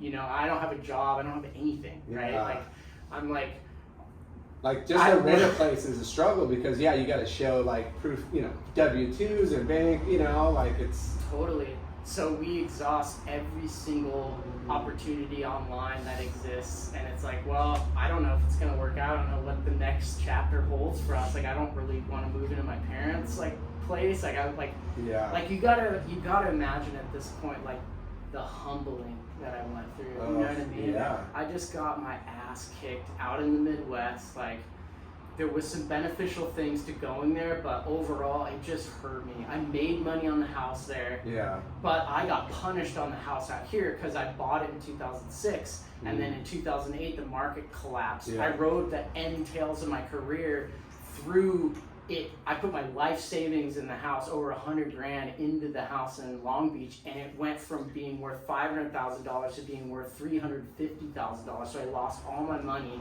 on paper. Held on till the end of my career through being negative on that house, going through that hip surgery stuff with a house that was, all my money that I put into the house was now worth less. I'm paying a mortgage that's upside down on the house. Crazy. I lose my skate career. The house comes back up to 500. I sell it, move out of California, buy a place out there on the lake, do that thing for 3 years. That house goes up. I make a little bit of money. So I'm sitting on my nest egg again. I make a little bit of money again, but I'm like moving back to California, which is so expensive. And it was so scary, dude. Like, and I'm learning all this shit on my own. I'm like, no one gives a shit about me. I would call people I knew in the industry, and like, I love them still, but like, people ghosted me. You know what I mean? Like, and it was weak. And what year was this? This was probably like when I moved back to California. We've been back for almost 6 years now. So we're driving around, we exhaust all the places. My wife's like, let's go to that Bear Flag spot. And it's like kind of like the one that was in Newport, still there. And I was like, okay, cool, that sounds cool. We'll get some fish and it'll be good. And so we're driving down one of the schools in Costa Mesa. My wife's like, let's go by one of the schools. Since it's on the podcast, I won't name the school, but so I'm like, okay. So we drive down by the school. I'm like, our kids could maybe go here if we find a place, blah, blah, blah. And this lady stops right in front of us and like lets her kids out of the car. And while I'm stopped in the car, I look over and there's this little for rent sign that's on like the street light pole, right? And it just has an address. And I'm like, this one wasn't on anything. Like, let's go check this out. I drive up to it. Like a for sale by owner, but like it wasn't advertised, just a pinup. Yeah, and so I'm typing the number on the phone, and while I'm literally typing in the number, this car pulls up next to me, and this lady goes, "Are you about to type the number on the phone?" And I'm like, "Yeah." She's like, "I own the place. I'll show it to you right now." And I was like, "What?" Like, okay, so she shows it to that place. Yeah, she owned the place as she was driving by, and then so we walk in there, and like we're like talking, and she was like, "So like, where do you work? Like, where do you have a job?" And I just like told her straight up. I was like, just moved back. Like, I just moved back. Story. Like, I don't have anything to show for anything. Like, I don't have a job right now, but I promise you I'm good for it. Like, I will bus tables and like become a waiter or whatever I have to do to like have my family live here. Like, I told her, she was like, "I believe you. Like, the place is yours." And so she let me rent it. Seriously. For like all on faith. And it's seriously, I really believe that God like directed me to that spot. And then like, dude, it's so crazy too, because like I had a dream like years ago that was so crazy. It was like so vivid. It was like while I was still in my career, and I had this kid on my shoulders, and we had only had our 2 sons, and I remember thinking like, who is this kid? It was like one of those dreams that just didn't feel like a regular dream. And we're like walking on this sand, and the sand was like super hard to walk on, right? And I remember like talking to my wife in the dream, like, this is so hard, like what are we gonna do? Wow. And then these boards come and like lay in the sand, like swoop, swoop, swoop. And we're walking on the boards in the dream, and I'm like, it's getting easier, right? Like, oh, this is so great, like it's getting easier, and it's like sand, right? Like at the beach. Yeah. And so we like right after we moved into that apartment, my buddy was working the US Open for Vans, and he couldn't do it that year because he had this big project to work on for the Irvine company, doing like digital renderings and stuff for the projects they did. So I like got thrown in the hat to do this. I meet Chrissy Van Doren. She like brings me to Steve Van Doren at Vans and is like, "Dad, is he cool?" And Steve like looks me up and down like as a vibe check kind of thing. And he was like, "He's cool." Then he gives me the credit card. This is seriously like off of nothing. Like they just fully like entrusted me. But you had a friend vouch for you. Yeah, I had a friend vouch for you. Yeah, like you. You're an ex-post. I was an ex-post player. Yeah. So they Did you were ever like, ride for Vans? No. No, but I competed in. Well, I actually did. I was getting product. So you had some street cred. Yeah. I had some street cred, and then I also won. I won their downtown showdown contest in the past. They paid me like $60 grand. I won the best trick in one of the things, and Toy Machine won it. So we got like I got the lion's share of like the whole contest that year, and. But then, so I'm doing the US Open. They hired you on the spot. They hired me on the spot. So I ordered the catering, and I did the welcome center. So I was like the VIP welcome center person. I organized all of it on Excel and like budgeted like all the catering and stuff. And so I took it on, and it was successful. But the crazy thing, bro, when I was working at the US Open was it clicked. That dream that I saw was the US Open, the boards in between the sections in the sand. The boards were on the sand, right? And I'm like, oh my gosh, like this is the door that makes it easier for me. Like this is like, it was like God was showing me that he was gonna open a door in the future for me at Vans. And so I'm walking on the boards, and it's like it came to my mind, like this is it. Like when would you have seen that? Like I mean, like boards on the beach, and like it's just a walkway, a walkway, yeah. And then we had my youngest son Archie, you know, before that dream. And so it was like all this stuff That's that why came the to my neck third kid, you're was like, on my, and I'm holding them on my shoulders, like carrying the weight of like all this uncertainty in the dream. And like, yeah, and then, so then they were like flying me out, and I was helping with all these different contests and different things. And then, so that led to like more events, like support. yep, and then a marketing position over Southern California, like Orange County, San Diego, and Hawaii came up. They're like, we think you'd be perfect for this position, and like if you go for it, like it'll be yours. And so I went for it and got it, and yeah, it's been amazing. Like, I mean, I'm not making like buku bucks or anything like I You did got in the job height of my security career, and but a killer company, and it's local. And I feel so grateful, honestly, and I've learned so much about marketing and just all the little ins and outs and things that Vans is really good about. Like it's been a huge learning curve and an awesome one. And the connections, and to be able to still work in skating and surfing, and to go and like drive around and keep a surfboard in the car and like get a few waves in on the, you know, in the day, and it's been beautiful. yeah, money is not everything. It's also about quality of life and being in the same, you know, like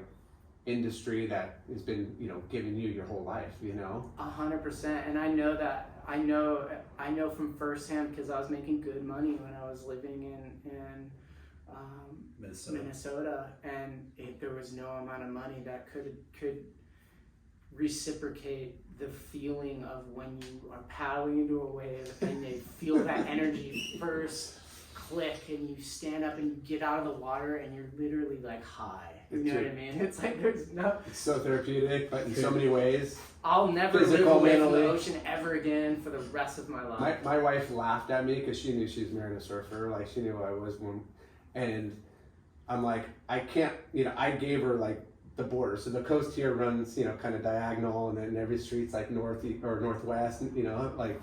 I'm like, okay, it's got to be on this side of this street, you know, or this light. It can't be past that light or whatever. No more than a mile from the beach, you know. Yeah. She's like, "Are you for real?" And I'm like, "Yeah." Yeah. Same like, with me. I'm like, sorry, this is the farthest I'm going to go. Yeah. I don't want my kids having to bike too far to the beach, you know. Yeah. I'm like, Brookhurst the beach to Adams. That's our square. Yeah, it is so funny. Yeah. When you were saying about no money can reciprocate, it was funny because in my mind I'm listening to Spicoli at the liquor store when Judd Hirsch goes, "Dude, you need a job." He's like, "All I need is a cool buzz, tasty waves, and I'm fine." Yeah, he's pretty spot on. He's pretty spot on. No, and I you know, we're not doing poorly. Like, don't get me wrong. Like, but there's nothing I would trade like for the freedom as well, because I still like I'm able to like make art, and I'm not trapped in meetings all the time, and I'm able to like, you know, sometimes it's a grind. Sometimes it gets really crazy. Sometimes they get way more out of me than they pay for. But for the most part, like I'm able to have a malleable schedule in the way that like as long as I'm like meeting my marks and like doing what I do, it's like it's good. It's a really good work-life balance. But you have that creative side of you, like you're just saying, like I, you know, now I'm able to like, you know, pursue those other outlets that are part of your life. Totally. You know, like when you're stuck in board meetings or sales calls all day, you know, one hard enough to be away from the beach, but then now like all the other outlets, music, art, all that's not really happening either. Yeah. You've done some art exhibits too? Yeah. I've had shows. I was doing shows in Minneapolis. I've done shows in LA. I've done shows in New York. I've done exhibitions in New Zealand. Damn. I really enjoy art and the process of creation. I feel like it's really similar to like going surfing. Like you get out of the water and like you have a good time out there and it's actually working. Like you get out, you feel accomplished. Like there's something about just sort of letting your subconscious like lead you into some creative space where you're flexing those creative muscles that are really there's a similar endorphin that's released, I think, when you create. What kind of medium do you work with? Painting? Yeah, everything really. I mean, I but mostly painting. Yeah, illustration too, but mostly painting. Some like cutouts as well, with like wood and things like that too. It's rad. Thanks, Like mixed media kind of stuff. Yeah, mixed media. Yeah, anything that just kind of like, I don't know, anything that makes you feel something. I think is kind of like the key attribute. You know, it's like you're. It's like the same with music. You know, it's like you kind of write it for yourself, but and you're excited about making something, and you hope that it translates to other people, and it's like amazing when it does. You know, it doesn't all the time, but it's like, I don't know, it coming from a pure source and it being something that really stoked you out or like gave you that feeling. I think often more times than not when it does, like it resonates with other people. Were you a drawer like as a young kid, like always doodling and stuff, like when you travel? Because I mean, you know, we didn't, you know, travel with all this like entertainment. You know, you had a book and, you know, maybe you drew, maybe journal, like you know, magazine. You know, like you've had to fill your time on a lot of that. You know, so were you traveling a lot and taking like doodling and like 100%, yeah. See, did you ever want to start your own company, like a skateboard or? I've thought about it. There's actually a company that I don't want anybody to steal the idea, but I feel like there could be room for it in action sports, but it's not necessarily like, I've got some ideas that I'm just doing, kicking around with my buddy, and we've been thinking about trying to find some investors and stuff for it here in the future. So we're kind of getting the business plan numbers down and things, but you know, Lord knows where it'll go. It's right now it's still just kind of in formation, but it's definitely, it will incorporate art and stuff. What skate brands are you into now? I don't know. I've always really loved Crooked. I think Mark Gonzalez is incredible. Yeah. I've always loved his skating is so original. I mean, he's really the godfather of modern street skating. I think he's contributed more than any other skateboarder to street skateboarding, I think. Yeah. You know, I mean, he can skate pools and bowls, but he's also just, you know, he's kick flipping over a bar where the board goes through the bar and just like, what? Crazy. He board slid kinked rails back when people couldn't even skate rails, you know what I mean? And so, rightfully so, I think his contribution to art and skateboarding, I think are paramount as far as street skating. You know, I think like, I would say it's like, it's Mark Gonzalez, Ed is in there for sure. I think Crooked's probably my favorite. I really love Baker. I've always loved Baker. I think Reynolds and that whole crew, like, does such a great job. I love Spanky. He's still killing it. His art that he contributes to their board graphics are so cool. I love that his career has just still, like, I feel like he's almost skating more creatively and more with power than I think even like his whole career. It definitely seems like a second wind. Yeah, like a few years ago, it kind of took a turn where it's like, you know, he stayed in his lane, and now it's like it feels like he's more creative and definitely. Because he got sober, right? Yeah, I was on the Ruka trip that we were actually in Hawaii, and he was just drinking way too much, and he couldn't even bend his knees. Like, this is the lowest point of my career, and. Right after that, he made the decision to become sober, and after that, he just it was like flourished, all of the injuries that he had, like he rebounded from, you know. And his knee problems and, you know, his ankle or whatever, like, were, you know, revitalized somehow through that. That's great for him. Yeah, I'm stoked for him too. It's really awesome. He, you know, Justin Reynolds. Yeah, of course, yeah. We he's still shredding too. He's still shredding too. Yeah, he's insane. He's been, you know, skating and filming with Spanky and Chad Tintin and this other guy, Rob Gonzalez. Yeah, it's cool to see these guys still doing it and having fun, and and those guys are surfing too, like maybe not Spanky and Rob, but Justin and Chad fishing a ton, and like, I mean, there's still a place because it's so inspirational even to like the older guys and so much to the younger guys too. It's like, oh, that guy, you know, to rip at, you know, an older age, it's cool amongst your peers, but it's, I think the kids too get a freaking like, wow, that, you know? Yeah. Well, especially when you have a name like it, depressing. well, for sure, but it's like, oh, Josh Harden, he's still fucking rips, you know? Like, it's kind of rad. Are you still hitting? Oh yeah, I still skate all Yeah. the time. Yeah. I can still tray flip and front blunt and. What's your setup, bro? What's my setup? Tray flip is like my kid's I've got a. I usually like to ride like an 8.375 and bigger Indy trucks and like 54s. That's like my setup. What's your pre-code? What? Toy machine? Toy machine. Yeah. I still get boards from Toy. They'll always be my family. Yeah. You know, it's never. There's You're sponsored for life. Yeah. pretty much. Yeah. For sure. Did you ever get to do a guest board for Crooked? No, I would love to do something like That'd that. be sick. I would love that. Yeah. We'll throw I that know. in I need to start like making some mock-ups and sending them even to Toy Machine too, and do some more stuff with them. Yeah. Be sick. Yeah. So what board are you riding? Surfboard right now? Surfboard. I've got an Elmore Fish that I use a lot that Troy shaped for Alex Snost a while back, and it's almost like a knee board, but it's like a 5.5, really fat, buoyant fish. But the thing just goes and it's super skatey. I really like that thing a lot.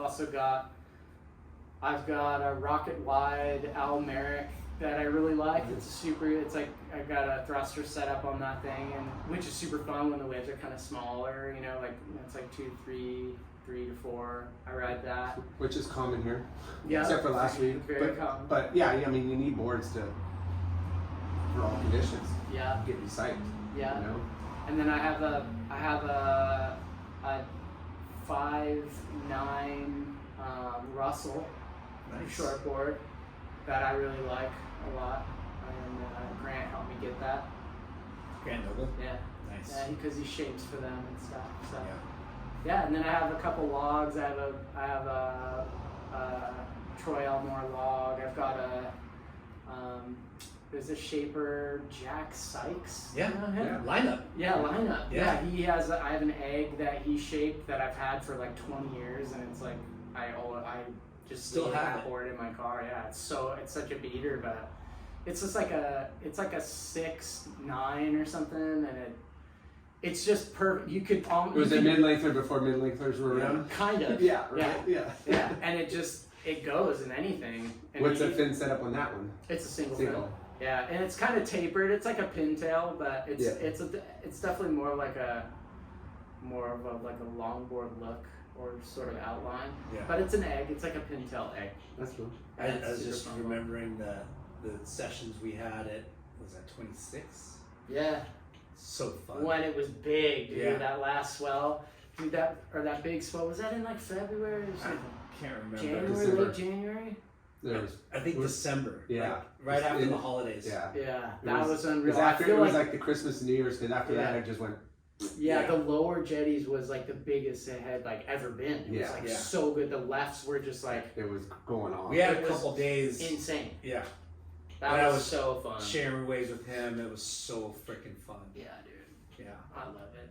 Yeah, there's nothing wrong like it. Yeah. Have you done any wave pools? No, I wish. That sounds so fun. I'd love to do that Waco one or Kelly Slater and I'd any of them. Yeah. Yeah. We've been fortunate. Yeah. Gotten to ride. Yeah. Kelly's so pool. sick. And he's been a couple times to Waco, and I finally got to do Waco You did? 2 weekends ago. No way. It's Yeah. fun. Highly recommend it. Yeah.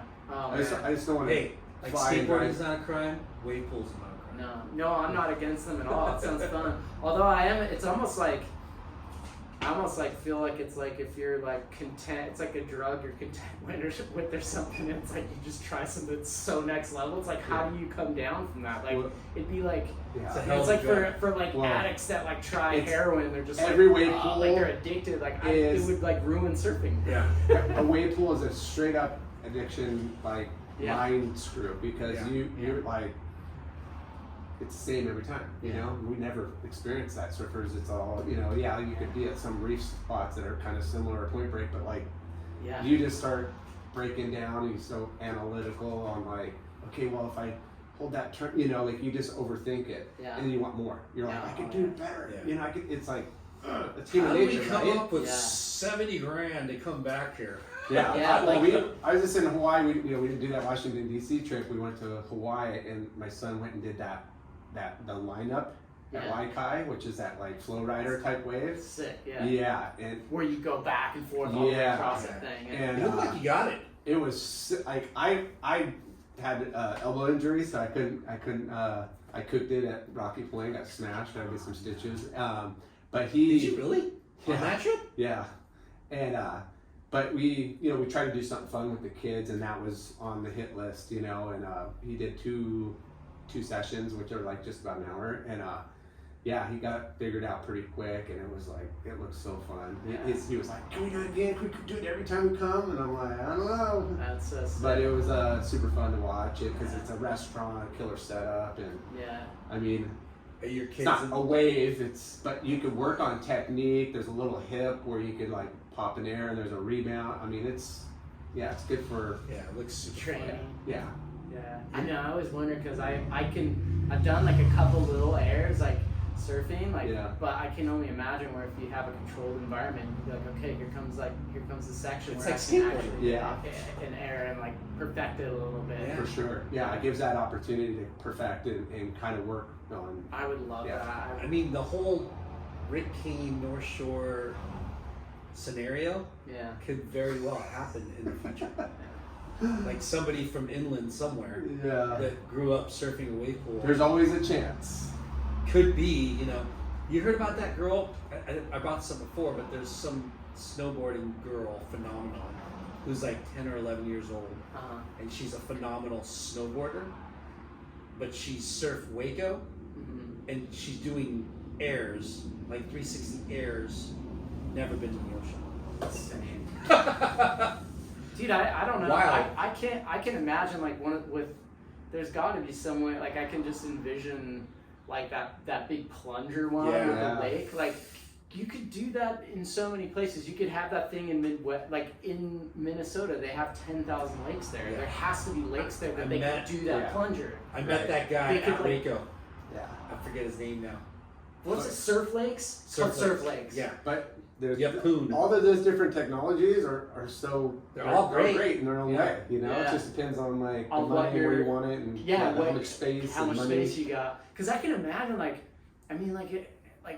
you could just imagine like a wave pool being at a mall and like spectators can watch. And there's a little restaurant on Yeah. the pier of the fake wave. Yeah. And it's an indoor environment in the middle of January. 100%. And girls are getting their tan. They're out there like in the, you know what I mean, watching the kids hire surf. some Like, pros it's a and have scene. a- It have a- becomes a scene into itself. Well, Palm Springs is going to happen pretty soon.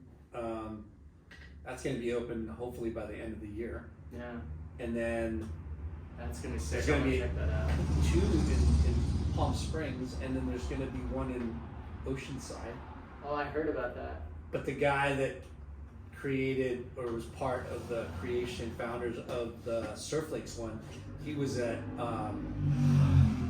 Waco and surfed in our session, Oh, sick. and I forget the guy's name, but he was talking about bringing that to the U.S. I'm like, really? He's like, yeah, we're working on it. Dude, it should. I Well, feel like there's gonna be. The formula has been proven. No matter where you put one, Yeah. it's booked out every freaking single day of the year. 100%. Like so, there's a need for more. Yeah. Just think when and when where and how much. Vegas. Yeah. Well, that's what I Yeah, there's like no wind. like. It's hot. Miyazaki, we used to go. There used to be like this is a wave pool in Japan. Like I don't know if it's still there. Like they used to do a little theatrical, like Yeah. because it's a water park. Yeah. And at certain times of the day, they would do this like kind of king of the surf who gets the chick, and they do this little theatrical like skit where they surf and they get the chick and everything. It was pretty cheesy, but like they loved it. Yeah. And that like I actually those met cool- the guy, the hero, yeah. when I went way back in the day. But you put like that setting in like a Vegas or a space because the lineup at Waikai had a restaurant and hangouts and it was killer setup and you could put that and make it a full business. Yeah, for bro, sure. you put Outside it in of- Hawaii and people are still going to it. Yeah. You Yeah. put it out in the Midwest, dude, it's gonna be Yeah. out of control. Yeah. But yeah, It's funny when, that saying, you're bringing sand to the beach, right? Yeah, yeah. But it Doesn't still matter. works. yeah, Yeah. people want to be entertained, and Yeah. Dude, there's if you so have- much money. The surf. if you have good food and drinks, I'd rather have good food and drinks than watch people either, It's rip or entertainment not. at that point. Yeah. Or you're like, dude, you're just straight up enjoying it. Like you Yeah. could It's cool. it's definitely the wave of the future. Yeah. Coming. So are you working on any music or I'm always working Yeah. on music. Yeah, I've always are you writing. playing gigs and stuff at all? Or Yeah, here and there, yeah, for sure. Is it anything coming up soon that you want to promote? No, I wish there was, but hopefully this summer some more gigging. I actually just had breakfast with Leo Romero, and he has a band, and I think when he gets back from the tour that he's on, we're gonna set up some shows in LA and maybe in Long Beach and stuff too. Yeah, let us know. We'll promote Yeah. it. I'll promote it. Cool. Yeah. What thank you. about art?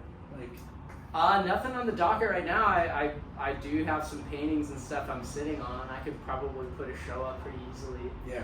But Do you know I'm Nick, just in kind of work mode and dad mode a lot of the time. But Yeah. I'm always down.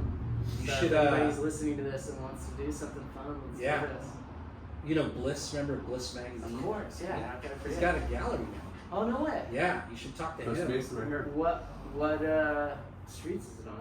I don't even know. I'm Like so six- bummed. But our friend 17. that we just interviewed Pomona, too, somewhere over there. Jeff, Jason Kenworthy, just had an exhibit or had some art up there, some Oh, cool. photography. Dude, that's But awesome. it's right here, so Sick. I should put you in touch or try to. Yeah, dude, set let me up. know. Like any of those like big collaborative, like there was the Highway one, those were super cool. I don't know if those guys are doing that stuff anymore, but we did one at like the boathouse or Yeah. Boathouse Collective. Boathouse Collective. Yeah, Yeah. those were super fun. I'd love to do that again. Those were cool. Yeah, make some extra scratch and, Yeah. Yeah. have a party and play music and sell some art, dude. Come on. It's about. Do Super this. fun. Re-release, turn pro again. Oh shoot! Yeah. It's like 6:30. I know, I don't wanna keep going. If Dude, We got unless a you wrap. guys have. We all got kid duty. Yeah, I do. for sure. You were gonna ask me if my kids surf though. I know Yeah. you were. Yeah. My eldest son got the bug, and Yeah. and he's got a bike, and so he's always down there. He awesome. he doesn't even go with me anymore. He's got a crew. He's at Newport Harbor, so he's got a crew of homies that he's always surfing with. That's so epic. super proud of him, and he used to win swim contests and swim meets and stuff. So my dad was a state champion for surfing or Swimming. for swimming, and so he's Surfing's kind of got up there. that. It's right in there. Yeah. Like we're our family's always been watermen. Even on my mom's side too, he was like a pioneer of underwater photography and stuff as well. Like Nice. designed a lot of housings and stuff like that, and like used to like go down like underwater. In World War II. He was a submariner, and so Dang. yeah, like That's harsh. That yeah, is. Living in a freaking tube. tin can, Yeah. like yeah. I know. It's I- messed up. It's so funny when you were talking about the Vans thing and running the VIP. I remember that. Remember when we saw him? Yeah, he's like athlete check in or VIP check in Yeah. and everything. We're like, We- Josh, get us some wristbands. Yeah. Because And we just started the podcast, Yeah. I think. I remember that. 2019. Yeah, remember and we hit you up Yeah. like way back then. Yeah, you did. And we're like, yeah, let's, we got a podcast. It'd be killer to have you on, blah, blah, blah. And that was, Dude, yeah, we were just walking to his little That was booth to 4 hang out years with ago. his board and like suit. I'm like, look at this guy. that was Look at this guy going to work it with his took us board. 4 Yeah. years to get this guy on the podcast. How weird is that? You know, Sorry we're it busy. took so long, man. There was We're all COVID. busy. There was Yeah. like, man, yeah, it's all good. It's been a ride. Yeah. That's for sure. Well, it was a long time coming, but like, Lyndon said, like we're here, to promote everybody and our friends and Dude, thank you. if you have any cool shit coming up and you want to, Yeah.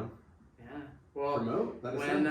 I have another show or this company that I'm thinking of starting up takes off, we'll have to get together and talk about it again. Hell yeah. Damn right. Sick. Yeah. Well, thanks for Yeah, sitting dude. down and sharing your stories, Yeah, man. epic, dude. My pleasure. Josh, Anytime. Charmony, Harmony. Yeah. Should we get him to play one more song? I'm just I kidding. know. This Dude, guy's we worn out. can't. I mean, that was amazing. That was amazing. Rad. Thanks for having me.